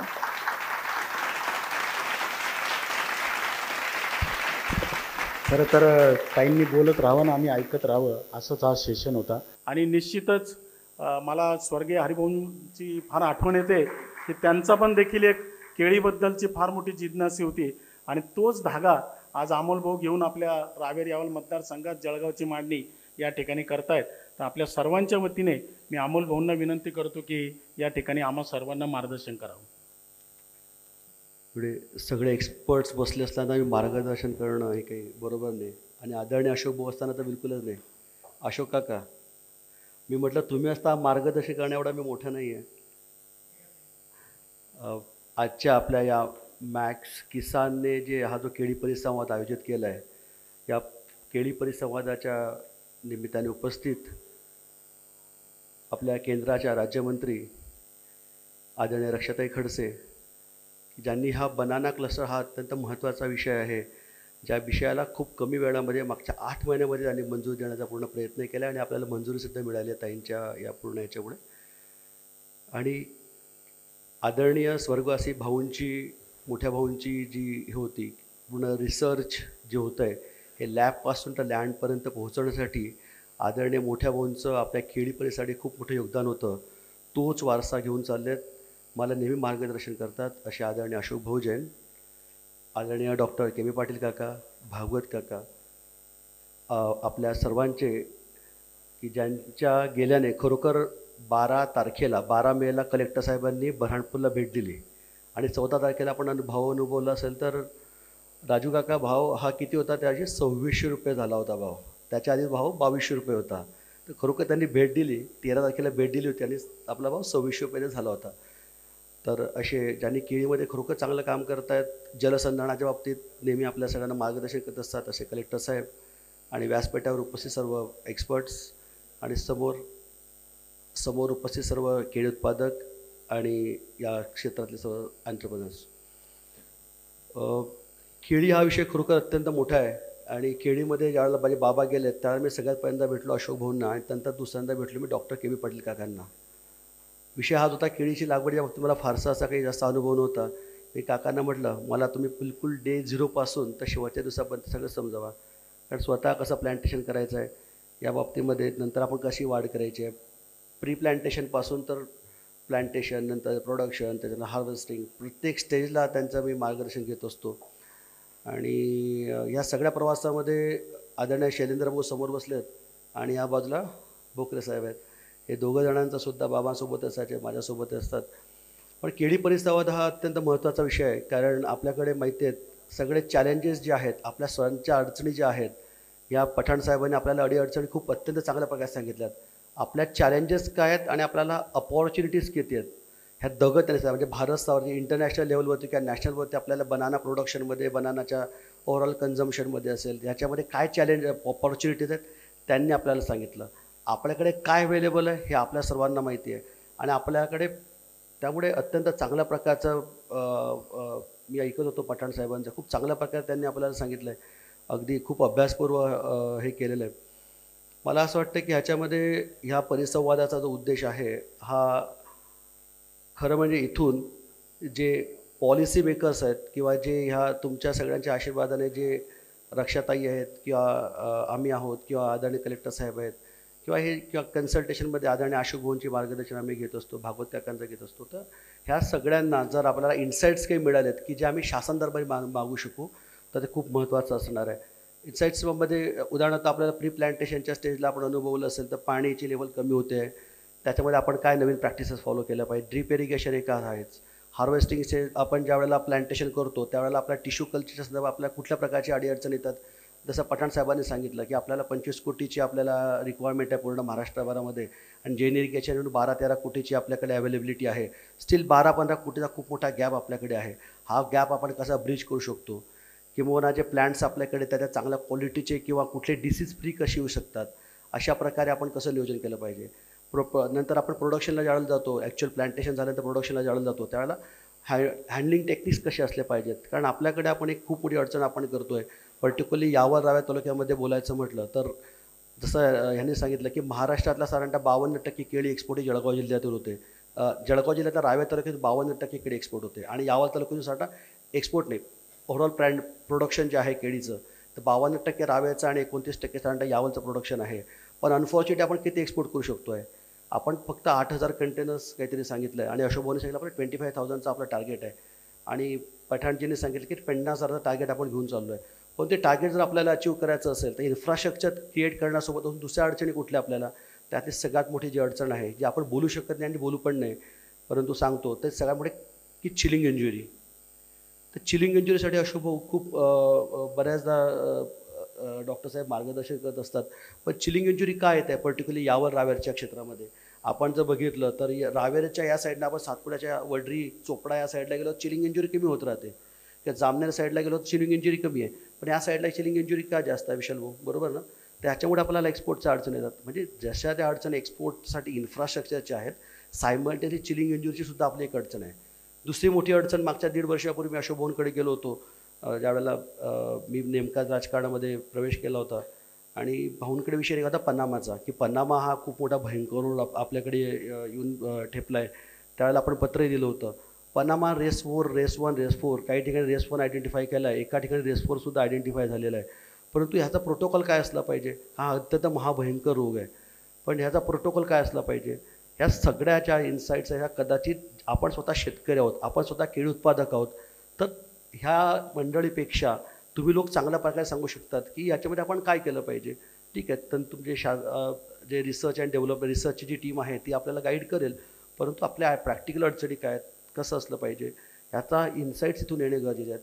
दुसरा अत्यंत महत्त्वाचा विषय आपण बघितला असेल तर आर्टिफिशियल इंटेलिजन्सचा खूप चांगला उपयोग ह्याच्यामध्ये होत आहे. आदरणीय मोदीजींच्या नेतृत्वात, आदरणीय देवेंद्रजींच्या नेतृत्वात AIचा खूप उपयोग आपण बजेटमध्ये AIसाठी खूप चांगले प्रोव्हिजन केलेलं आहे. स्टेटच्या बजेटमध्ये सुद्धा खूप AIची प्रोव्हिजन केलेलं आहे. तर केळीच्या फार्मिंगमध्ये AIचा उपयोग कुठे करू शकतो आपण, बरोबर आहे? ह्यासाठी खूप मोठं एक चांगलं म्हणजे AI बेस्ड टूल्स आपण इमेज रिकग्निशन टूल्स कुठल्या प्रकारचे आपण वापरू शकतो किंवा सॉईल असेल, मॉइश्चर असेल किंवा ह्या सगळ्या गोष्टी आपण वेगवेगळ्या प्रकारचे सेन्सर्स IoTs कसे वापरू शकतो. जेन इरिगेशनच्या माध्यमातून स्मार्ट फार्मिंगचं काम सुरू आहे, प्रेसिजन फार्मिंगचं काम सुरू आहे. ॲक्च्युली हे आपण फील्डवर पोहोचवत असताना त्याच्याकडच्या आपल्याकडच्या अडचणी काय आहेत? कारण मला असं वाटतं जे माझा अनुभव आहे त्याप्रमाणे आपल्याकडे लँड होल्डिंग कमी आहे, त्यामुळे आपल्याकडे प्लांटेशन छोट्या साईजचं आहे. त्यामुळे हे कसं आपण कमी याच्यात कसं यशस्वी केलं पाहिजे, क्लस्टर फार्मिंग आपल्याला करता येईल का, अशा ह्या प्रकारे विविध प्रकारचे हे जस्ट थॉट्स मी आपल्याला देतो आहे की जेणेकरून तुमचे आपले जे सगळे एक्सपर्ट्स बसले आहेत त्याच्या माध्यमातून ह्याच्यामध्ये काहीतरी इन्साईट्स आले तर आपण ते प्रॅक्टिकल वापरू शकतो. चौथा अत्यंत महत्त्वाचा विषय की टेंभुर्णी. मी किरण डोके साहेबांना मध्ये बोललो होतो, सोलापूर पुढे गेला राव केळीच्या एक्सपोर्टमध्ये, जळगाव मागे राहिलं. मी त्यांना थोडं बोलूनही आलो होतो की काय तुम्ही मला गाईड करा, आम्हाला गाईड करा की या एक्सपोर्ट फॅसिलिटीज तिथे क्रिएट होतात मग आपल्याकडे का क्रिएट होत नाही आहेत. तिथे जर शेतकरी स्वतः येऊन ते क्रिएट करतात मग आपण आपल्याकडे का करत नाही आहे. ते वेगवेगळ्या आहेत. खूप चांगल्या प्रकारच्या एक्सपोर्ट फॅसिलिटी तयार केल्यात. परंतु मला असं वाटतं याच्यामध्ये की 14 कोटी रुपये आपल्याकडे केंद्र शासनाच्या माध्यमातून मंजुरी झालेले आहेत मागच्या 1.5 वर्षापूर्वी आणि महाप्रीत संस्थेच्या माध्यमातून आदरणीय रक्षाताईंचं सुद्धा याच्या मार्गदर्शन लाभलं आहे. गिरीश भाऊंचं, गुलाब भाऊंचं आणि संजय भाऊंचं सगळ्यांचं मार्गदर्शन याच्यामध्ये लाभलेलं आहे. आणि 14 कोटी रुपये आपल्याकडे भोकरी रावे तालुक्यासाठी आपल्याकडे मंजूर झाले आहेत. तर बनाना क्लस्टर त्यांच्या माध्यमातून सुरू आहे, तो अत्यंत मेगा प्रोजेक्ट आहे. परंतु छोट्या लेवलला 14 कोटी रुपयामध्ये आपल्याला नवीन export common export facility centre कसं उभं करता येईल या दृष्टीने आपण जागेसाठी सुद्धा विनंती केलेली आहे. जागा आपल्याला मिळाली सुद्धा आहे. कदाचित डाऊन द लाईन 1-2-3 महिन्यामध्ये त्या फॅसिलिटी सेटअप करायचं कामसुद्धा सुरू शकतं असं मला वाटतं आहे. पण त्या फॅसिलिटीतून चांगल्या कशा प्रकारे करता येईल यामध्ये कलेक्टर साहेबांचं आपल्याला मार्गदर्शन लागणार आहे. असे वेगवेगळे केळीच्या संदर्भातले विषय आहेत की या विषयांवर या परिषदेमध्ये चर्चा होणं गरजेचं आहे. आणि जर चर्चा झाल्या त्यातून मार्ग निघत असतात. आणि मला असं वाटतं की जेवढ्या आपण ह्याच्यामध्ये जसं कलेक्टर साहेबांनी सांगितलं की आपल्याला स्वतःला ब्रँड ॲम्बेसेडर शोधावं लागणार आहे केळीसाठी. रोज खाऊ अंडे त्याची आपण टीव्हीवरती जाहिरात बघायचो, ॲपल त्याची आपण टीव्हीवरती जाहिरात बघायचो, केळीची का नसावी. म्हणून कलेक्टर साहेब मी शासनाला नेहमी प्रत्येक विनंती करतो आहे, केळी महामंडळ असल्याशिवाय तुम्हाला वाटतं ते ब्युरोक्रॅटिक लेवलला नसेल पण तो आदरणीय अशोक भाऊंसारखे लोक जर त्याच्या मार्गदर्शन करायसाठी असतील तर केळी महामंडळाच्या माध्यमातून हे ब्रँडिंग करणं आपल्याला खूप चांगल्या प्रकारे शक्य होणार आहे. आणि ब्रँडिंग करत असताना वेगवेगळ्या प्रकारे ब्रँडिंग आहे. व्हर्च्युअल ब्रँडिंग आपल्याला करायचं आहे पण फिजिकली काय आहे जसं त्यांनी सांगितलं की आजच्या कार्यक्रमाच्या नंतर आपण केळी घ्यायची आहे. तर दुसरा एक प्रयत्न आपण करतो आहे की आपला जिथून खरं Raver the banana city of India ज्याला आपण रावेरला म्हणतो तर तापीच्या पुलावरून त्याची सुरुवात होते रावेर यावलची. तर तिथे आपण एक बनाचा खूप मोठा स्कल्पचर आपण बनवतोय की ते ज्ञान माणूस एकदा सेल्फी घेईल, लक्षात येईल की नाही मी या एरियात भेट दिली. आपल्या स्वतःला कौतुक नसेल पण बाहेरचे लोक काही तिथे येतील. त्याची त्या छोट्या छोट्या गोष्टीमधून आपल्याला आपल्या स्वतःचा ब्रँड आपल्याला तयार करायला लागणार आहे. केळीचे प्रोडक्ट्स आहेत, बाजूला ज्यावेळेला आपण रस्त्याच्या साईडला जातो आज अनेक वेपर्स बनवणारे त्या बाजूला आहेत, पण ते स्कॅटर्डमध्ये आहेत, ऑर्गनाइज्ड नाही, सगळे अनऑर्गनाइज्ड आहेत. त्याला ऑर्गनाईज कशा प्रकारे करू शकतो, त्यांना कुठल्या प्रकारची आपण काही करू शकतो काही जेणेकरून जाताना त्या बाजूला चोरवडला आणि या बाजूला अकलूजला जाताना काही केळीचे पदार्थ माणूस जाताना घेऊन जाईल जळगाववरून, तर तिथे काय त्याला प्रत्येक काही तर अशा प्रकारे हे सगळ्या विषयावरती चर्चा एवढी गरजेची आहे. मला असं वाटतं की एवढ्या चांगल्या प्रकारचे एक्सपर्ट्स इथे आहेत, या माध्यमातून या चांगले इन्साईट्स आमच्याकडे येतील आणि पूर्णपणे इन्साईट्स आम्ही शासन दरबारी मांडण्याचा पूर्णपणे प्रयत्न करू हा सुद्धा आपल्याला शब्द देतो. आणि मॅक्स किसानने मला इथं बोलवलं त्याबद्दल खूप खूप धन्यवाद. जय हिंद, जय महाराष्ट्र, जय जवान, जय किसान.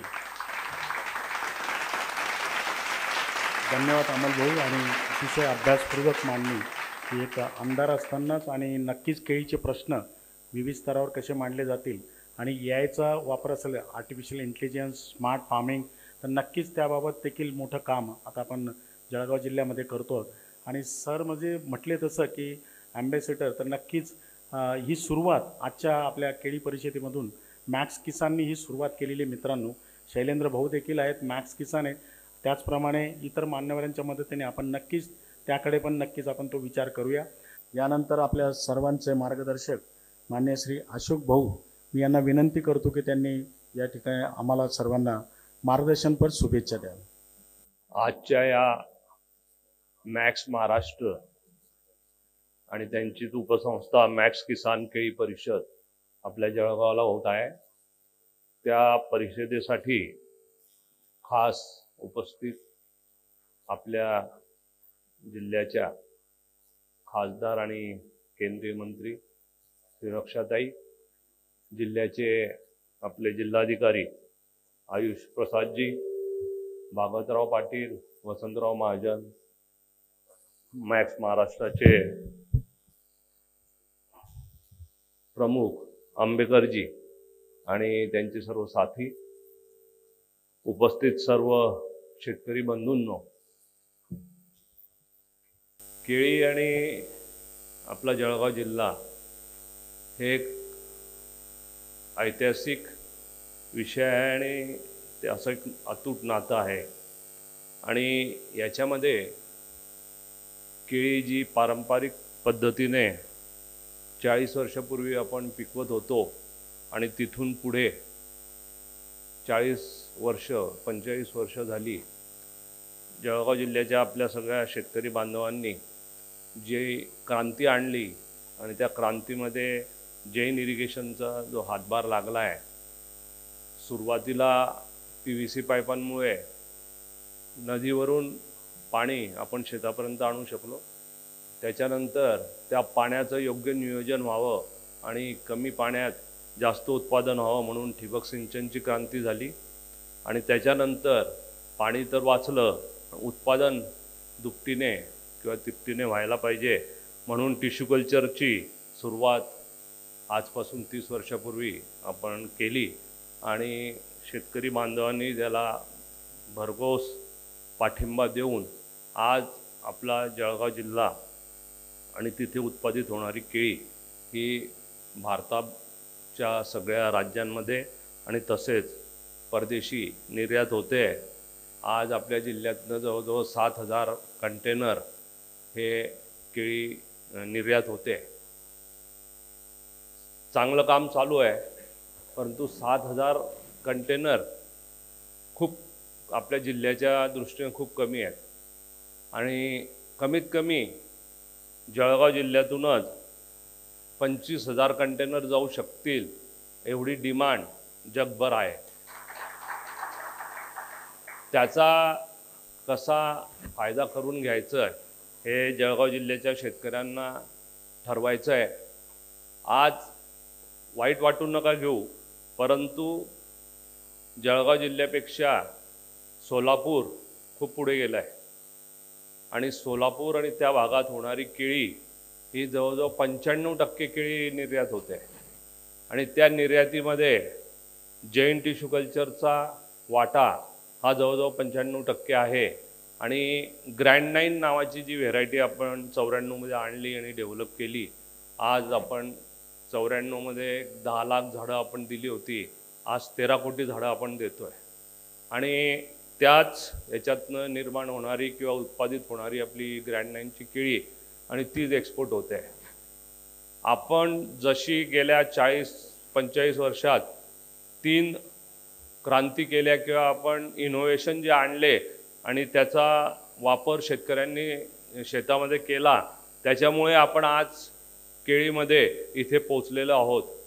परंतु याच्या पुढे जर आपण परत उच्च तंत्रज्ञान आणि सायंटिफिक वेने जर केळी पिकवली नाही तर आपल्या जिल्ह्यातून केळी नष्ट होऊ शकते, अशी परिस्थिती आपणच आणणार आहोत. याचं गांभीर्य सगळ्यांनी ओळखलं पाहिजे. आम्ही आमच्या वतीने शेतकऱ्यांपर्यंत या सगळ्या गोष्टी पोहोचवण्याचा प्रयत्न करत असतो, परंतु शेवटी शेतकऱ्याने स्वतः ते आत्मसात केल्याशिवाय आणि ते आपल्या शेतांवर इम्प्लिमेंट केल्याशिवाय शक्य होणार नाही. आपल्या केळीला कधी कोणतीही रोगराई आली नव्हती, परंतु गेल्या 4-5 वर्षात रोगराई येण्याचं प्रमाण सुरू झालेलं आहे. फिलिपाईन्सवरून काही लोक गेली किंवा तिकडची काही लोक आली आणि येताना बुटाला जी माती लागून आली त्यांच्या आणि ती आपल्या शेतात आली आणि आज ते सगळं रोगराई पसरत चाललेली आहे. आत्ताच आपण त्याच्यावर कंट्रोल नाही आणलं तर एक दिवस येईल की आपल्या जिल्ह्याची पूर्ण केळी ही संपू शकते. म्हणून मी आज जास्त काही याच्यावर सांगणार नाही, कारण नंतर आपले सगळेजण इथे मार्गदर्शन आपल्याला करणारच आहे.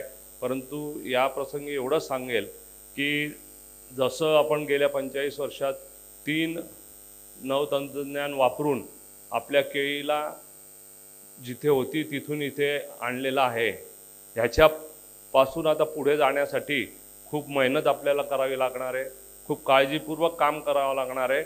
नवीन तंत्रज्ञान मार्गदर्शन घेऊन आपण शेतीत अंमलात आणलं पाहिजे, जेणेकरून आपली केळी आज जिथे आहे तिथून खाली जाण्याच्या ऐवजी ती सांभाळली गेली पाहिजे आणि पुढे गेली पाहिजे.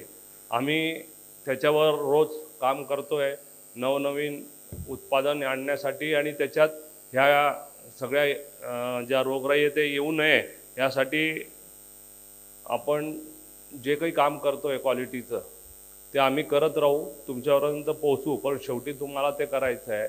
आणि जर सोलापूरसारखा जिल्हा एवढं चांगलं काम करू शकतो आणि 95% निर्यात करू शकतो तर ते आपल्या जिल्ह्यालाही शक्य आहे. मला तर काय, मी झाडं तर सगळीकडे पाठवतो आहे, सगळ्यांना जाणारे सगळेजण त्याचं उत्पादन घेणारे पुढे नेणारे, पण जळगावचा असल्यामुळे, जळगावची आपली कंपनी असल्यामुळे जळगावच्या शेतकऱ्यांसाठी विशेष प्रेम आमच्या मनात नेहमीसाठी आहे. त्याचा फायदा त्यांनी करून घ्यावा एवढंच मी आजच्या याच्यात सांगेल. आणि आता रक्षाताई केंद्रात आहे, रक्षाताईंच्या पाठपुराव्यामुळे आपल्याला बनावण्याचा क्लस्टर मिळालं आहे, पण आता ते मिळालं आहे तर त्याचा कसा फायदा करून घ्यायचा ते आपल्याला सगळ्यांना मिळून ठरवायचं. त्यांनी त्यांचं काम केलेलं आहे आणि केळी हे एक फ्रूट आहे असंही आता सरकारने मान्य केलं. नाही तर आत्तापर्यंत केळी भाजीपाल्यात आहे का फळांमध्ये दोघीकडेही आपण नव्हतो, परंतु आता ते फळाच्या ह्याच्यातही आपण आलेलो आहोत.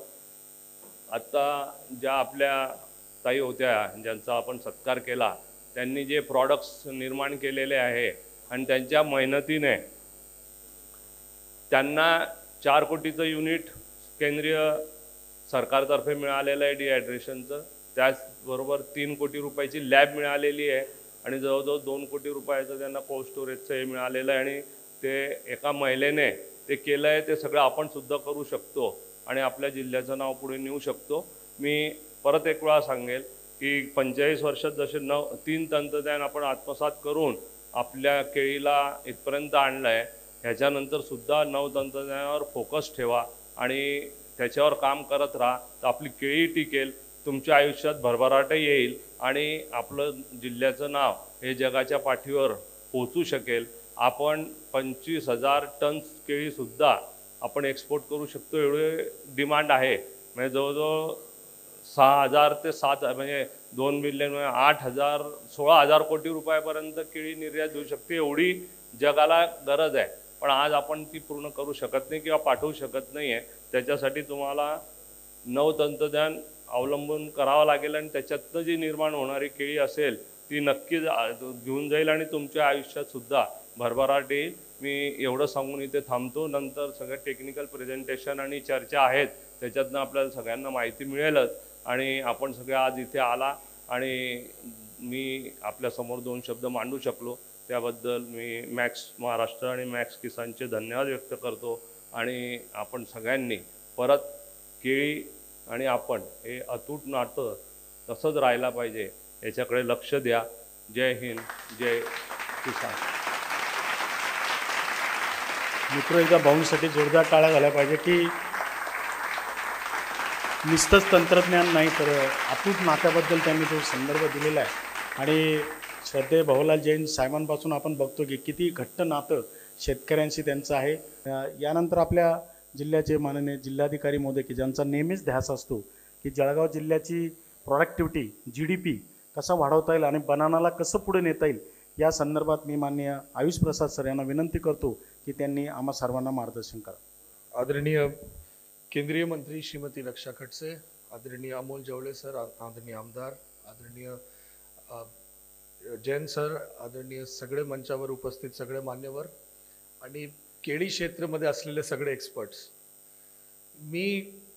मला केळीच्या संदर्भात जरासा मी वाचलेलं आहे, पाहिलेलं आहे आणि केळी खाल्लेलं आहे. त्याला सोडून मला केळी संदर्भात जास्त फारसा माहीत नाही. तो मला फारसा या ठिकाणी बोलण्यासाठी उचित राहणार नाही, परंतु काही गोष्टी जो केळी क्षेत्राशी संबंधित आहे त्याबद्दल मी काही गोष्टी बोलायला इच्छुक आहे. मॅम, एक फार विचित्र गोष्टी घडलेल्या आहे आणि अमोल जवळे साहेबांनी ते स्वतः पाहिलेलं आहे की ज्या वेळ जळगाव आणि बुरहानपूरचे जिल्हाधिकारी एकमेकांशी भेटतात केळीचा दर 300 रुपये वर जातो. हे 2-3 वेळा झालेलं आहे. याच्या विचित्र नहीं बोलते हैं, शुभ बोलते हैं. और आप हर हफ्ते में मिला करो. मेरे को नहीं लगता बुरहानपुर जिलाधिकारी हर हफ्ते मिलने को तैयार है, बट फिर भी तो बेसिकली एक अनुभव आहे की काही प्रमाणात हे दर्शवतो की काही प्रमाणात केळीच्या मार्केटमध्ये मॅन्युप्युलेशन्स आहे. अब याच्या काय कोरिलेशन आहे माहित नाही. एक बातमी आली आणि इमिडिएटली, आणि हे 2-3 वेळा झालेलं आहे, आणि ते दर्शवतो की काय प्रमाणात मॅन्युप्युलेशन्स केळीच्या बाजारात आहे आणि त्या गोष्टी आपल्याला एक विचार करायला पाहिजे. दुसरी गोष्टी आपण केळीच्या संदर्भात आपण म्हणतो की गोल्डन बेल्ट आहे ज्या ठिकाणी केळीचे उत्पादन करू शकतो. अगर उद्या युरोपनी ठरवलं की मला केळीचे उत्पादन करायचं, कोई चान्स नाही की ते केळीचे उत्पादन करू शकतो. एक गोल्डन बेल्ट आहे ज्यामध्ये केळीचे उत्पादन होऊ शकतो आणि सुदैवाने जळगाव त्या गोल्डन बेल्टच्या एजवर आहे, क्योंकि ट्रॉपिक ऑफ कॅन्सर इथून गुजरतो आणि या भागामध्ये केळी चांगल्या पद्धतीमध्ये येणार आहे आणि या गोष्टीचा आपण फायदा या ठिकाणी घेतो. या गोष्टीमध्ये एक फार युनिक गोष्टी जो केळीच्या संदर्भात झालेला आहे, ते जळगाव असेल या सोलापूर असेल, एक गोष्टी आपण लक्षात घ्या की यासारखा मोठे एक्सपोर्ट होणारे अगर दुसरे काही कृषी पदार्थ असेल तर ते आहे कॉफी आणि चाय. परंतु कॉफी आणि चाय मध्ये एक बोर्ड आणि ब्युरोक्रेसी आहे, म्हणजे त्या ठिकाणी अफसरशाही आहे. त्या ठिकाणी अगर तुम्ही एक कॉफी प्लांटर असेल आणि तुमची काही चायचं उद्यान असेल, ज्यापर्यंत हा बोर्ड जे तुम्ही चक्रामध्ये नाही जाऊन त्या ठिकाणी तुम्ही अडकत नाही, त्यापर्यंत तुम्हाला कुठल्याही प्रकारचे जो सोल्युशन्स आहे त्या ठिकाणी मिळत नाही. आणि मला एक गोष्टीचा आनंद आहे आणि एक गोष्टीचा म्हणजे एक केळीच्या संदर्भात एक फार चांगली गोष्ट आहे, प्रायव्हेट सेक्टर आणि कृषी शेतकरींचे इनिशिएटिव्हच्या माध्यमातून चालणारे हा क्षेत्र आहे. या ठिकाणी प्रशासन असेल या शासनाचा इंटरफिअरन्स बिलकुल शून्य प्रमाणात आहे. या ठिकाणी टिश्यू कल्चरच्या बद्दल अशोक जैन साहेबांनी या ठिकाणी उल्लेख केला. तुम्ही बघा, प्रायव्हेट R&D असलेला एकमेव क्षेत्र असेल कृषीमध्ये जे केळीचे क्षेत्र आहे, नाही तर बाकी सगळे ब्युरोक्रॅटिक आणि या काउन्सिल त्या काउन्सिल त्यांच्या माध्यमातून कंट्रोल आहे आणि त्या काउन्सिलच्या लॅबमध्ये तयार केलेला टिश्यू कल्चर मार्केटमध्ये येताना ते 4-5 वर्षी मागे जातो. तर हे जो कंटिन्युअस R&Dची प्रक्रिया आहे ते केळीसाठी परत युनिक आहे. दुसरी गोष्ट आहे की केळीमध्ये, परंतु एक गोष्टी मला परत या ठिकाणी कन्फ्युजन याबद्दल होतो की या हॉलमध्ये अगर आपण एक सर्वे घेतला की किती लोकांना इच्छा आहे की एक केळी महामंडळ, केळी बोर्ड आणि त्याच्यावर केळी संदर्भात अजिबात अभ्यास नसलेले एक IAS अधिकारीला त्या ठिकाणी बसवावा, मला माहिती आहे की 80% लोक म्हणेल की असं करून टाका. बट या गोष्टी मला माहिती आहे तुमची मागणी आहे, त्याच्यामुळे काय फायदा पण झालेला असेल. परंतु हे जो प्रायव्हेट सेक्टर आणि जो प्रायव्हेट इनिशिएटिव्ह आणि जो एक वेगळ्या प्रकारचे R&Dचा जो कल्चर आहे ते कृपा करून सोडू नका. ही माझी आपल्याला एक विनंती. तिसरी गोष्ट जो मला एक बोलायचं आहे, केळी ना एक वेट लुझिंग प्रोडक्ट आहे. वेट लुझिंग प्रोडक्ट आहे म्हणजे तुम्ही कपात तिकडे केला ते इमिडिएटली कन्झम्पशनकडे जाणं पाहिजे. आणि बाकी वेट लुझिंग प्रोडक्टच्या उदाहरण आहे साखर, ऊस. तुम्ही ज्या क्षणी कपाट केला, अगर तुम्ही 4 दिवसात प्रोसेसिंगला नाही टाकलं तर त्याची वेट ऑलमोस्ट 30% 40% कमी होत जातं. आणि केळीमध्ये पण तसंच असतं, बाकी पण प्रोडक्ट्स आहे. परंतु केळीमध्ये आपण कुठल्याही प्रकारच्या प्रोसेसिंग करू शकत नाही, बिकॉज 90% कन्झम्पशन केळीच्या जगभरात ते रॉ फॉर्ममध्ये असतं. फार कमी लोक आहे जो केळीला कुठले ना कुठले प्रोसेसिंग करून ते वापरतात, म्हणजे एक नॉर्मल ह्युमन टेंडन्सी. युरोपच्या मार्केट असेल, अमेरिकाचे बाजार असेल, त्या बाजारपेठपर्यंत आणि लोकांचे घरपर्यंत आणि घरापासून लोकांच्या टेबलपर्यंत किती लवकर आपण जाऊ शकतो ते मेन खेळ आहे त्याच्यामध्ये. तो आपल्याला केळीमध्ये कोल्ड स्टोरेज पेक्षा कोल्ड चेन तयार करण्याची जास्त गरज असतो. तो एक फार इम्पॉर्टंट गोष्टी आहे जो आपल्याला केळीच्या संदर्भात लक्ष देण्याची गरज आहे. आणि या गोष्टी असताना ज्यावेळेला आपण म्हणतो की आपण युरोपपर्यंत जाऊ या अमेरिकापर्यंत जाऊ या ऑस्ट्रेलियापर्यंत जाऊ, त्याच्यासाठी आपल्याला फास्ट मुवमेंट बद्दल आपण काय करू शकतो ते एक मेजर फोकस ठेवण्याची गरज आहे.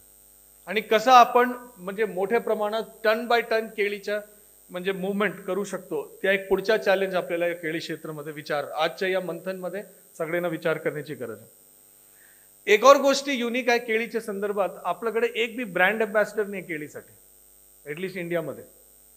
तुम्ही मँगो बघा, त्याच्यामध्ये विभिन्न ब्रँड्स आहेत, त्यांचे ब्रँड अँबॅसिडर आहेत, ते एक गोष्टी येतात. आणि आज के डेटमध्ये ब्रँड अँबॅसिडर आणि फूड कन्झम्पशनमध्ये फार मोठा लिंक एक तयार झालेला आहे. एक मी तुम्हाला एक उदाहरण देतो. पर्सिमोन नावाचं एक म्हणजे फल आहे, त्याची म्हणजे आपण जपानी फल म्हणतो, इंडियामध्ये हिमाचल उत्तराखंड या भागात होतो, जम्मू काश्मीरमध्ये होतो, आणि आपले जळगावच्या बाजारपेठमध्ये पण मिळतो आणि फार कमी डिमांड असते त्याच्यात. म्हणजे काय ठराविक लोक ज्यांना त्या गोष्टीचे ओळख आहे त्या लोक कन्झ्युम करतात. तो मी आणि माझी मिसेस आपण दोन जण असे गेलो फल खरेदी करायला. तो आपण असे काय काय फल उपलब्ध आहे, तो एक पर्सिमोन होता, आपण पर्सिमोन घेतलं, आवडलं आपल्याला. पुढच्या आठवड्यात गेलो, ते पर्सिमोनचा दर डायरेक्ट 400 रुपये पर्यंत गेला होता, जो 80-85 रुपये होता. तुम्ही फलवालेला विचारलं काय झालं, ते म्हटलं माहित नाही, सडनली डिमांड, व्यापारीने दर वाढवला, ह्या पर लोक खरेदी करताय, जळगावमध्ये पण डिमांड आहे. मी पण आश्चर्य झालो की काय झालं नेमकी. ये एक आठवड्यामध्ये कटरीना कैफनी त्याच्याबद्दल इंस्टाग्रामवर लिहिलं होतं की मी आज पर्सिमोन खाल्लं. केळीच्या दुर्दैव हे आहे की कोई भी व्यक्ती असं लिहत नाही की आज मी आज सकाळी केळी खालो या केळीच्या चिप्स खालो या. एक भी ब्रँड अँबॅसिडर नाही आहे. लेससाठी ब्रँड अँबॅसिडर आहे, आलू बटाटा चिप्ससाठी, आलूच्या चिप्ससाठी, केळीच्या चिप्ससाठी ब्रँड अँबॅसिडर नाही. आणि आज के डेटमध्ये केळीच्या संदर्भात मी आपल्याला सांगतो की मोठा पोटेन्शियल आहे, क्योंकि केळी आज ओनली एक फ्रूट नाही आहे, ते एक हेल्थ फूडच्या दिशेने आपण ज्यावेळी जातो ना, केळीच्या आपण बिस्किट्स, कुल्फी, बाकी सगळे प्रोडक्ट्स, तर त्याच्यामध्ये ब्रँड अँबॅसिडरायझेशन त्याच्याबद्दल पण आपण विचार करावा. या मंथनमध्ये माझी आपल्याला विनंती. आपण सगळ्या लोकांनी म्हटलं की एक म्हणजे सेग्रिगेटेड प्रोडक्शन आपल्याला करायला पाहिजे, एक मेजर विषय. या गोष्टीबद्दल मी आधी बोललो होतो, आज पण परत मी हायलाईट करतो. आणि माझी एक विनंती आहे की ज्या वेळ आंबा मार्केटमध्ये केळी मार्केटला सोडू नका. हे माझा जरासा एनालिसिस आहे. अगर किंग ऑफ फ्रूट्स असेल मार्केटमध्ये तर केळीला आपण मागे ठेवलं तर बरं आहे, ते डिमांड जरासा मिसमॅच होतो. बट याच्यामध्ये आपल्याला प्लॅन्ड जो असतो ना की या गावनी असा प्लॅनिंग करावा, हे आपण APMC लेवलवर करू शकतो. आणि APMCच्या याच्यामध्ये फार मोठा रोल राहणार आहे. APMC मध्ये एक और प्रॉब्लेम जो आहे सर केळीमध्ये, मॅम याच्यामध्ये काय होतं, APMCचं म्हणणं आहे की तुम्ही माझे म्हणजे यार्डमध्ये या, त्याच्यानंतर आपण खरेदी विक्री व्यवहार करू आणि त्याच्यानंतर पाठवू. परंतु मी आंध्र प्रदेशच्या बघत होतो, तिथे अनंतपूर डिस्ट्रिक्टमध्ये त्यांनी ॲप बेस्ड APMC तयार केलेलं आहे की तुम्ही आपल्या शेतात बसा, तिथे व्यापारी बुक करा, तिथे गाडी बुक करा आणि सगळ्या गोष्टी ऑनलाईन आपण करू शकतो. असा अगर आपण विचार केला जिल्हा स्तरावर, अगर आपण म्हटलं निधी पाहिजे असेल तर निधी आहे. कोई अगर करायला इच्छुक असेल तर आपण इमिडिएट मदत करू शकतो. याबद्दल पण आपण मंथन करावं. माझ्याकडे काय सोल्युशन नाही, मी प्रश्न जरा जादा मांडतोय. आणि ट्रेनिंग बद्दल कोणीतरी म्हटलंय, अभि ट्रेनिंगच्या एक म्हणजे जळगाव जिल्ह्याच्या एक सर्वात आनंदी गोष्टी आपल्याला सांगतो. ट्रेनिंग करायचं आहे याबद्दल सगळ्यांना इच्छा आहे. अब माझा अनुभव काय आहे की आपण 5% DPDC ट्रेनिंग इन्स्टिट्यूटला देतो आणि जळगाव जिल्ह्यामध्ये जेवढे ब्युटिशियन्सची ट्रेनिंग झालेली आहे, मला नाही वाटतो महाराष्ट्रात कुठे एवढे ब्युटिशियन्सची ट्रेनिंग झाली असेल. अब ठीक आहे, झाली आहे, आनंद आहे, पण प्रॉब्लेम काय झाला आहे की 24,000 लोकांची जी ट्रेनिंग झाली, ऑलमोस्ट 15-16,000 लोकांना नोकरी लागलेली नाही कुठे. आणि प्रत्येक व्यक्ती उद्योजक होऊ शकत नाही, बेसिक ट्रेनिंगवर उद्योजक होऊ शकत नाही. तो आपल्याला एक गोष्टी, आणि आपण पण कृषी ट्रेनिंग वगैरे घेतो, नवीन टेक्निक सांगतो, KVK आहे, हे आहे, ते आहे, सगळ्या गोष्टी चालू आहे. परंतु हा नवीन टेक्निक म्हणजे ज्यावेळेला आपण शेतात जातो, लोकांना विचारतो की भाई नवीन टेक्निक तुम्ही काय वापरतोय का, 99% शेतकरी म्हणणार की नाही वापरतो. आणि ओनली गोष्टी, आणि हे माझा अनुभव आहे, अगर आपल्याला कुठले सूचना द्यायची असेल, अगर आपण 30 सेकंडचे रील मध्ये सांगू शकतो तर हा सूचना पोहोचणार आहे. हा 30 सेकंडचा आपला 31वा सेकंड झाला तर म्हणजे संपला. तो आपल्याला आता सोशल मीडियाच्या माध्यमातून, व्हॉट्सअपच्या माध्यमातून कसा आपण शॉर्ट रील्स करून बेसिक गोष्टीच्या ट्रेनिंग देऊ शकतो, याच्याबद्दल विचार करण्याची गरज आहे. याबद्दल आपण लक्ष देऊ. आपण शेतकरी ट्रेनिंग देतो, कामगार ट्रेनिंग देत नाही, मजुरांची ट्रेनिंग करत नाही. ही एक मोठी गॅप आपण आयडेंटिफाय केलेला आहे कृषी क्षेत्रामध्ये. आपली कटिंग मध्ये जो डॉट्स वगैरे येतो, कटिंग जो कधी कधी चुकतो, त्याचं मूल कारण आहे की आपण आपले कामगारांची ट्रेनिंग करत नाही. शेतकरी स्वतः त्या ठिकाणी जात नाही आणि कामगारांची ट्रेनिंग आपण करत नाही. याबद्दल आपल्याला लक्ष देण्याची गरज आहे. आता मी भरपूर गोष्टी बोललो, दोन तीन गोष्टी अजून मला बोलायच्या आहे. आज आपण प्रोडक्शन बद्दल आपण आता चर्चा केली की प्रोडक्शन कसा वाढवायचा आहे. माझी एक याच्यामध्ये पुढची आपल्याला विनंती राहील की प्रोडक्टिव्हिटी कसा वाढवायचा आहे, आणि याच्यासोबत आपल्याला याच्यावर लक्ष द्यायचं आहे की सस्टेनेबल प्रोडक्शन कसं वाढवायचं. आता जळगाव जिल्ह्यामध्ये आदरणीय अशोक जैन सरांनी सांगितलं की पानामा नावाचा एक आजार येत आहे. काय गावमध्ये आपल्याला त्याचे उदाहरण दिसतोय, आमदार साहेबांनी पण काही ठिकाणी पाहिलेलं आहे. आपण पण प्रशासनतर्फे काही आदेश वगैरे काढू शकतो, कसं शेतकरीला त्याबद्दल प्रवृत्त करू शकतो. नाही, अगर पानामा पसरला, केळी इतिहास होऊन जाणार. याबद्दल प्रत्येकाने लक्ष देण्याची गरज आहे आणि गंभीरतापूर्वक घेण्याची गरज आहे. पुढचा विषय आहे की केळी क्षेत्रामध्ये पाणीचा फार मोठा वाटा असतो, पाणीची उपलब्धता. आता एक मोठी चॅलेंज जो आपल्याकडे आलेली आहे, आपण सगळ्यांनी लक्ष द्या. हे पूर्ण भाग जो आपला केळीचा भाग आहे, त्या ठिकाणी डार्क झोन मध्ये गेलेला भाग आहे. अब तुम्ही म्हणतात की डार्क झोन काढण्यासाठी आपण आमदार साहेबांना विनंती करू, आपण मंत्री महोदयांना विनंती करू, दरवर्षी सर्वे करायला लावू. अगर आपल्याला डायबिटीज झाला असेल, आपण दर दिवस अगर ब्लड टेस्ट केला तर काही फरक निघणार. डार्क झोन सरळ आहे, विहीर पुनर्भरण करा, डार्क झोनचे बाहेर निघा. जेवढा पाणीचा साठवण तुम्ही सुधार केला, तेवढा डार्क झोनचे बाहेर जावा. पाणीचा वापर कमी करा, डार्क झोनचे बाहेर जावा. साधा फॉर्म्युला आहे त्याच्यामध्ये. परंतु आपल्या केळीमध्ये जो पाणी सर्वाधिक लागणारा भाग आहे, त्या ठिकाणी आपण डार्क झोनच्या वर आज शेती करतो. आणि हे आपल्यासाठी पनामा नंतर सेकंड सर्वात धोकादायक प्रश्न आहे. आज 7 HP चा मोटर कमी पडतोय, कल 12 HP ची मोटर कमी पडणार, पुढच्या 20 HP ची मोटर कमी पडणार. ही प्रॉब्लेम आपल्याला काढायचा. आदरणीय रक्षा खडसे मॅडमनी मेगा रिचार्ज आणि आदरणीय आमदार साहेबांनी आणि सर्व लोकप्रतिनिधींनी प्रयत्न करून केंद्र आणि राज्याच्या संयुक्त योजना मेगा रिचार्जचा प्रस्ताव पुढे आणलेला आहे. त्याची काही प्रमाणात मान्यता पण झालेली आहे. परंतु हा सारखा मोठा प्रकल्प घेताना त्याची पाणी आणि त्याची डिस्ट्रीब्युशन आपल्याला एक प्रश्न सोडवण्याची गरज आहे. सर्वात मोठी प्रॉब्लेम केळीमध्ये एक और आहे की रस्त्याचा प्रॉब्लेम आहे, शेत रस्त्याचा. आणि नॅशनल हायवे सारखा मोठा प्रोजेक्ट त्या ठिकाणी येत आहे, परंतु शेत रस्त्याचा प्रॉब्लेम. आणि शेत रस्त्याचा प्रॉब्लेम ना जिल्हाधिकारी इथून बसून सोडू शकतात, ना ग्रामपंचायत हा विषय सोडू शकतात. त्या विषयाला तुम्हाला ज्यापर्यंत आजूबाजू शेजारच्या शेतकऱ्यांनी एकत्रपणे विचार करून हा प्रश्न सोडवण्याबद्दल विचार केलेला नाही, हा प्रश्न अजिबात सुटणार नाही. शेत रस्ता नसल्यामुळे आजच्या डेटमध्ये भरपूर प्रोडक्शनचा लॉस आणि विशेषतः केळीसारखा फास्ट मुव्हिंग प्रोडक्ट ज्यांना आपल्याला लवकरात लवकर टेबलपर्यंत पोहोचवायचे आहे, त्याबद्दल आपल्याला लक्ष देण्याची गरज आहे. इरिगेशनचे 1,95,000 हेक्टरचं काम चालू आहे, परंतु हा काम लवकरात लवकर पूर्ण जर आपला झाला तर आपल्याला मोठ्या प्रमाणात फायदा होणार आहे. पुढचा आणि लास्ट विषय जो आहे आपल्याला हेवी मेटल. आपण एवढे मोठ्या प्रमाणात खत वापरतो, एवढे मोठ्या प्रमाणात पेस्टिसाइड वापरतो, एवढे मोठ्या प्रमाणात आपल्याकडे हेवी मेटल रेसिड्यू आपल्या मातीत आहे. ज्यापर्यंत आपण हा हेवी मेटल काढणार नाही, युरोप आणि अमेरिकाच्या क्वारंटाईन स्टँडर्ड्सला आपण मीट करू शकणार नाही. याबद्दल आजच्या केळी परिषदमध्ये आपण विचार करावा आणि त्याचे काही सोल्युशन शोधावा. प्रशासनतर्फे जो गोष्टी आपण करू शकतो 100.1% आपण करायला तयार आहे. आदरणीय लोकप्रतिनिधी दिल्लीमध्ये, मुंबईमध्ये आणि इतर महत्त्वपूर्ण ठिकाणी पाठपुरावा करत असतो, परंतु सोल्युशन जो आहे, ज्या व्यक्ती प्रॅक्टिस करतो त्यालाही पॉलिसी काय असावं ते गोष्टी कळतो.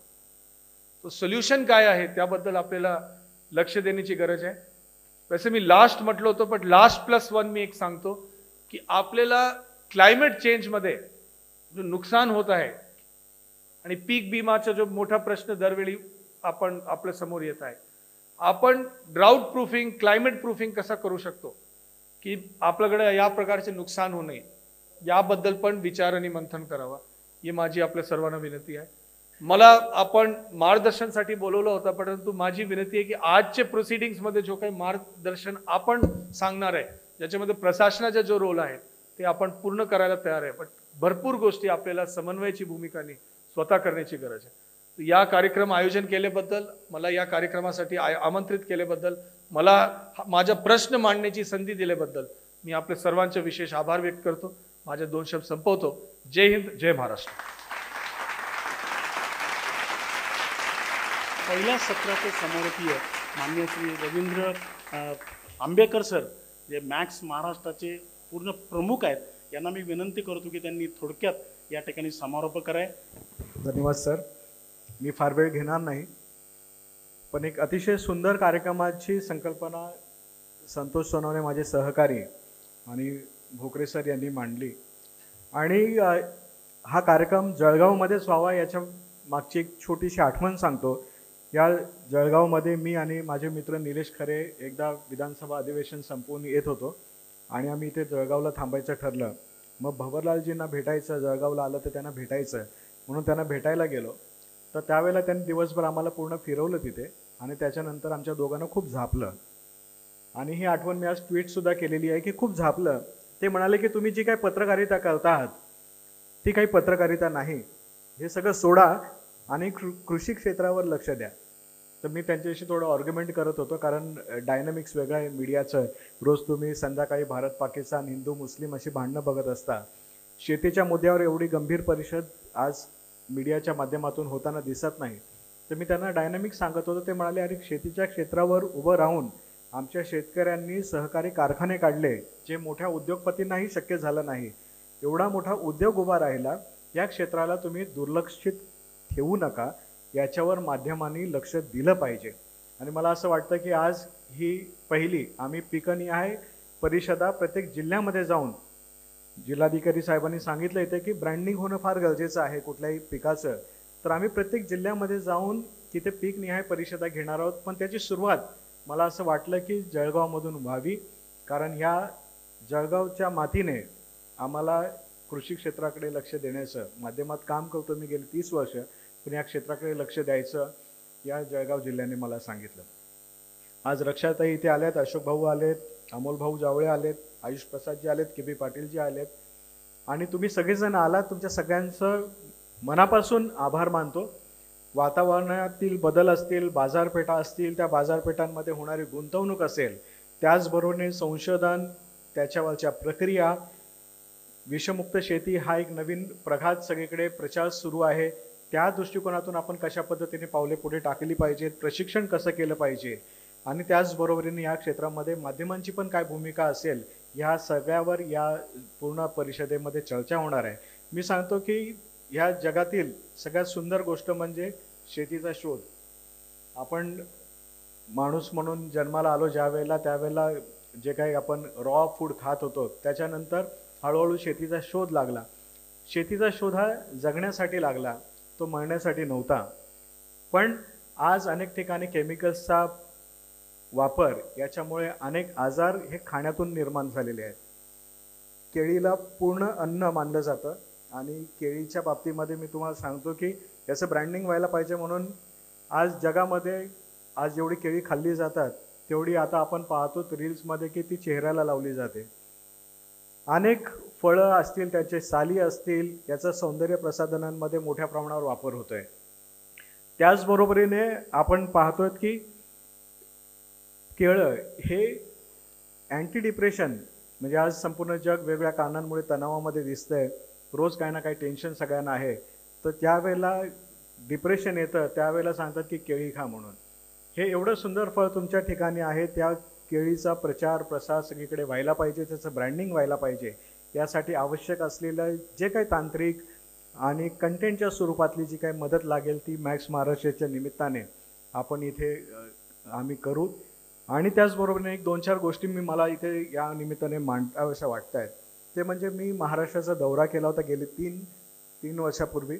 संपूर्ण जिल्ह्यांमध्ये फिरलो. मी सगळ्या कृषी क्षेत्रातील जेवढे कृषी विद्यापीठ आहेत त्यांच्यामध्ये भेटलो. तिथे सगळ्यांचा मेजर प्रॉब्लेम आहे आउटरीचचा. आउटरीच होत नाही, लोकांपर्यंत माहिती पोहोचत नाही. आणि एक शेतकरी हा एक असा घटक आहे की मी एक चॅनल चालवतो. माझ्या चॅनलमध्ये मार्केटिंगचा माणूस असतो, सेल्सचा माणूस असतो, एडिटर असतो. वेगवेगळ्या डिपार्टमेंटमध्ये वेगवेगळी पदांवर वेगवेगळी माणसं असतात आणि त्यातली वेगवेगळी तज्ज्ञ लोक असतात. शेतकरी हा असा एक घटक आहे ज्याच्यावर हे सगळं होण्याचा दबाव हा त्या एका घटकावर असतो. आपण त्याला सांगतो की त्याने चांगलं संशोधन केलं पाहिजे, त्याने शेतीची प्रत जी आहे ती मोजली पाहिजे, त्याने जलसंधारण केलं पाहिजे, त्याने नियोजन केलं पाहिजे, त्याने मार्केटिंग केलं पाहिजे. ही सगळी कामं त्या शेतकऱ्याला एका घटकाला करावी लागतात. आणि मग त्याची शेती कधी कधी बिघडते, कधी कधी ती चालत नाही. अनेक वेळा तो केवळ पिकवायचं म्हणून पिकवत राहतो आणि ऊर फाटेपर्यंत तो धावत असतो. त्याला वेगवेगळ्या इकोसिस्टीमच्या माध्यमातून मदत उभी करून देणं हे आपल्या समाजाचं काम आहे. आज इथे आपण सगळे स्टेक होल्डर्स बोलवलेले आहेत. मी शेतकरी नाही, मला शेतीतलं काहीच कळत नाही, पण महाराष्ट्राचा दौरा केल्यानंतर मला शेतकऱ्यांचे श्रम करणारे हात कळले, मला त्यांच्या डोळ्यातले अश्रू कळले. आणि आज मी सांगतो की ह्या शेतीच्या परिषदेतला मी सुद्धा एक स्टेक होल्डर आहे, कारण हे सगळं अन्न मी प्राशन करतो. त्यामुळे ह्या सगळ्या घटकांना टच करणारा, त्यांना स्पर्श करणारा हा असा एक सुंदर परिसंवाद आपण इथे करतो. त्याच्यात अनेक तांत्रिक गोष्टींवर लक्ष दिलं जाईल. AI ह्या तंत्रज्ञानावर लक्ष दिलं जाईल, त्याच्यावर चर्चा होईल. आणि मला असं वाटतं की याच्यातून खूप चांगल्या पॉलिसी मेकिंगसाठी खूप चांगला ड्राफ्ट एक तयार होईल.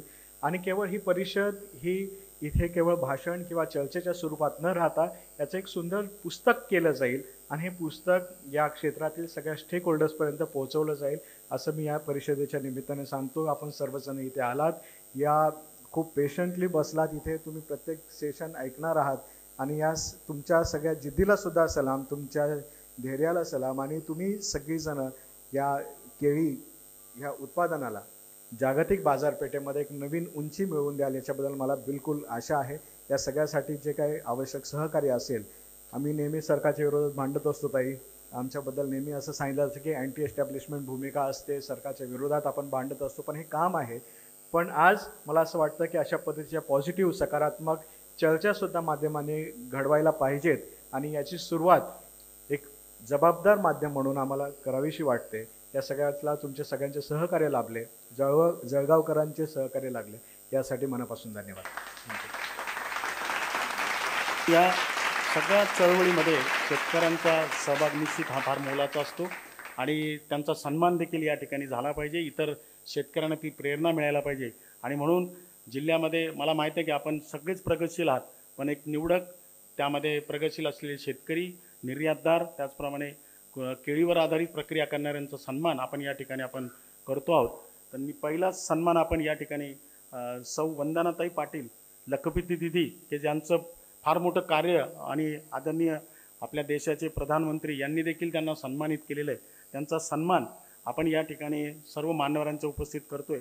मी ताईंना आणि त्यांच्या परिवाराला आमंत्रित करतो. आणि मित्रांनो, मी सगळ्यांना विनंती करेल की स्टॉल त्यांचं बघा, कशा पद्धतीने केळीची प्रक्रिया, पॅकेजिंग, त्याचप्रमाणे विविध स्तरावरचा सहभाग आणि त्याचं वक्तृत्व. आणि सांगायला आनंद होतो की ताई आणि आपल्या पालकमंत्री सर्वांच्या त्यांच्या गिरीश भाऊंच्या प्रयत्नाने त्यांना 4 कोटीचा प्रकल्प देखील आज आपल्याला मंजूर झालेला आहे की ज्यामध्ये मोठा डिहायड्रेशन युनिट आणि त्याची प्रक्रिया एवढंच नव्हे तर सॉईल टेस्टिंग, रेसिड्यू टेस्टिंग, एक महिला उत्पादक संघ आणि त्यांचा प्रभाग हा करणार आहे. तर जोरदार टाळ्यात आपण एक महिलाचा सन्मान आहे मित्र, आपल्या लखपती दिदीचा सन्मान आहे. आणि ते अनेक महिलांना ते नक्कीच आता पुढे नेत आहेत. आणि त्यांचं पॅकेजिंग आणि ते आपण जर का बघितलं तर माझी विनंती आहे, म्हणजे आपण जे बघत होतो की इतर सर्व म्हणजे विशेष करून जैन इरिगेशन असेल, आपले निर्यातदार असेल, यांनी आपलं निर्यातक्षम केळी केली, पण सगळीच केळी काही निर्यात होणार नाही.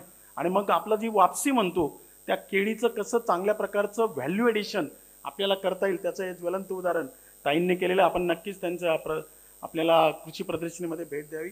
यानंतर आपले दुसरे शेतकरी आहेत करंज, आपले कृषीभूषण शेतकरी आहेत अनिल सपकाळे, की जे केळीचे गेले मागील 2010 पासून तंत्रज्ञान समजून घेतलं, कृषी विज्ञान केंद्राचा सहभाग, शास्त्रज्ञांचा सहभाग, त्याचप्रमाणे आपल्या जैन इरिगेशनचा सहभाग घेऊन एक उत्कृष्ट करंजची केळी आज आपल्या जगाच्या बाहेर जात आहे, पूर्ण भारतात जाते. यांचा सन्मान माननीय श्री अशोक भाऊ आणि इतर मान्यवरांनी करावा असं मी त्यांना विनंती करतो. युवक शेतकरी आहेत आणि मग एक शेतकरी गट कसा असतो, शेतकरी उत्पादक कंपनी, अशा सगळ्या विविध स्तरावरनं आपल्या अनिल भाऊंनी त्यांचा प्रवास केलेला आहे. तर त्यांचा सन्मान आपण या ठिकाणी करतोय. वाड्याचे राजेंद्र भाऊ आलेत का? नंतर मी सन्मानार्थीला बोलवतोय श्री नितीन गोपाळ महाजन, हिवरखेडा, तालुका जामनेर. हे देखील फार मोठे निर्यातदार आहेत. आपण लवकर यावं. मान्यवरांना मी आवर्जून सांगेल की ताई आता जामनेरमधून देखील फार मोठी निर्यात आपल्या जिल्ह्यामधनं होते. ती सगळी प्रोसिजर आणि याचं सगळं श्रेय आपले डॉक्टर के.बी. पाटील सर, त्यांचा चमू यांना जातो. तर एकदा जोरदार टाळा आपण आपल्या नितीन भाऊंसाठी वापरूया. एक खेड्यातला शेतकरी परंतु आज निर्यातदार होतोय. तर मी ताईंना विनंती करतो की आपण त्यांचा सन्मान या ठिकाणी करावा. यानंतर विनायक सदाशिव पाटील, बेलसवाडी, तालुका मुक्ताईनगर. तर हे देखील या ठिकाणी एक अतिशय उत्कृष्ट तंत्रज्ञान, स्कर्टिंग बँक, फर्टिगेशन, सगळ्या प्रकारचं उच्च तंत्रज्ञान आणि किफायतशीर शेती हे चांगल्या पद्धतीने करतात. तर त्यांचा सन्मान माननीय जिल्हाधिकारी महोदय यांनी करावा असं मी त्यांना विनंती करतो. मित्रो, आज शेतकऱ्याचा सन्मान आहे, जोरदार टाळ्या झाल्या पाहिजे. यानंतर आपले मान्य श्री प्रवीण माणिकराव पाटील, महालखेडी, तालुका मुक्ताईनगर, हे देखील या ठिकाणी आलेले आहेत. तर मी भागवत दादांना विनंती करतो की त्यांनी त्यांचा सन्मान या ठिकाणी करायचा आहे. प्रवीण भाऊ या. अतिशय प्रेरणादायक आपले जेवढे काही युवक आहेत या शेतीमध्ये आता येत आहेत. यानंतर मान्य श्री गोविंदा सुधाकर पाटील, वराड बुद्रुक, हे देखील चांगल्या प्रकारचा आज बोदवड, म्हणजे कधी आपण विचार केला नव्हता की एकीकडे बोदवड हा दुष्काळग्रस्त आपला तालुका असताना देखील केळीची निर्यात ते या ठिकाणी करतात. मी या ठिकाणी अशोक भाऊंना विनंती करतो की त्यांनी त्यांचा सन्मान या ठिकाणी करायचा आहे. यानंतर अमोल सुधाकर पाटील, बलवाडी, आलेत का बलवाडीचे? अमोल सुधाकर पाटील बलवाडीचे अतिशय यंग शेतकरी आहेत आपल्या रावेर तालुक्यातले. बलवाडी, जसं के.बी. पाटील म्हणले, ते इंस्टाग्राम फार मोठ्या लाईक्स त्यांना मिळतात. तर जोरदार टाळ्या वाजून अमोल सुधाकर पाटील यांचा सन्मान ताईंनी करावा असं मी त्यांना विनंती करतो.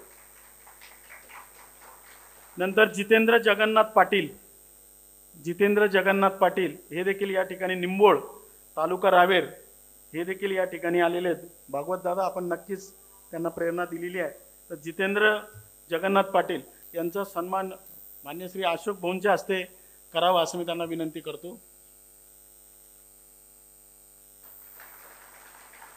यानंतर पंकज दिनकर चौधरी, वरडी, तालुका यावल. या नुकताच राजेंद्र पाटील आपल्या वाडे, तालुका भडगाव यांचं आगमन झालेलं आहे. आणि मला माहिती आहे की श्रद्धेय आपले भवलाल जैन सरांनी यांना हार्वर्ड युनिव्हर्सिटीला देखील पाठवलेलं होतं. मध्येच पंकज दिनकर चौधरी वर्डी तालुका यावल यांचा सन्मान या ठिकाणी करायचा ताई करतायत.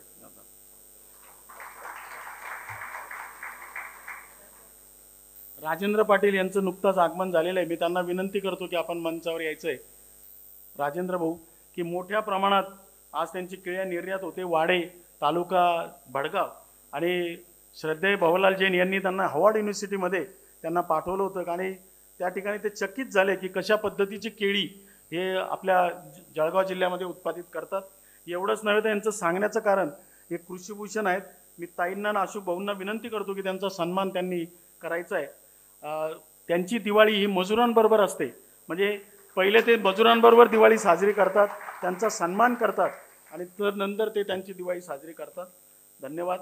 यानंतर मान्य श्री किशोर लक्ष्मण वारके हिंगोना तालुका यावल. यानंतर संदीप सुभाष पाटील वडोदा हे देखील फार अग्रगण्य केळीची शेती करतात. टिश्यू कल्चर प्लांटेशन असेल, स्कर्टिंग बॅट्स असेल, फर्टिगेशन असेल, नंतर वेगळ्या प्रकारच्या व्हरायटीज मग इलाकीपासून तर सगळ्या व्हरायटीजचं त्यांनी परीक्षण त्या ठिकाणी केलेलं आहे. तर संदीप भाऊंचा सत्कार मान्य श्री अशोक भाऊ यांनी करावा असं मी त्यांना विनंती करतो. जनार्दन बंडू पाटील घुसर्डी तालुका भडगाव मी त्यांच्या सन्मानासाठी त्या ठिकाणी आमंत्रित करतो की ते देखील चांगले निर्यातदार या ठिकाणी आलेले आहेत. मी बलरामजी यांना विनंती करतो की आपण त्यांचा सन्मान या ठिकाणी पुढे येऊन करावा. यानंतर पद्माकर जगन्नाथ पाटील. तर हे पद्माकर आलेत का या. तर मी सभागृहात सगळ्यांना सांगतो शिरपूर गावातलं एक तालुक्यातलं जिल्हा धुळे तरडी गावाचं गाव आहे की त्या ठिकाणी केळी निर्यातदार फार मोठ्या प्रमाणात होते आणि म्हणून पद्माकर जगन्नाथ पाटील यांचा सन्मान माननीय जिल्हाधिकारी महोदय यांनी करावा असं मी त्यांना विनंती करतो. यानंतर किशोर शिवाजी पाटील तरडीचेच आहेत. यांची एक आकडेवारी मी आपल्याला सांगतो की यांचे टोटल 18,000 खोड त्यांनी लावलं होतं.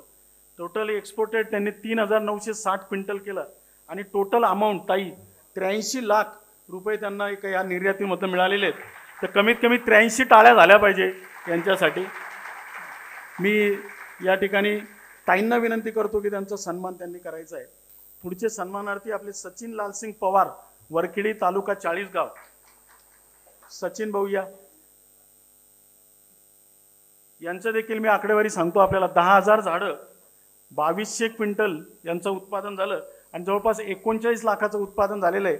वसंतराव महाजन सरांना मी विनंती करतो की आपण जे काही परिश्रम केलेले आहेत वसंतरावजी याचं फलित कदाचित या युवकामध्ये आपल्याला दिसेल आणि म्हणून सचिन भाऊंचा सन्मान आपले वसंतराव भाऊ करतायत. तर जोरदार टाळ्या या ठिकाणी झाल्या पाहिजे.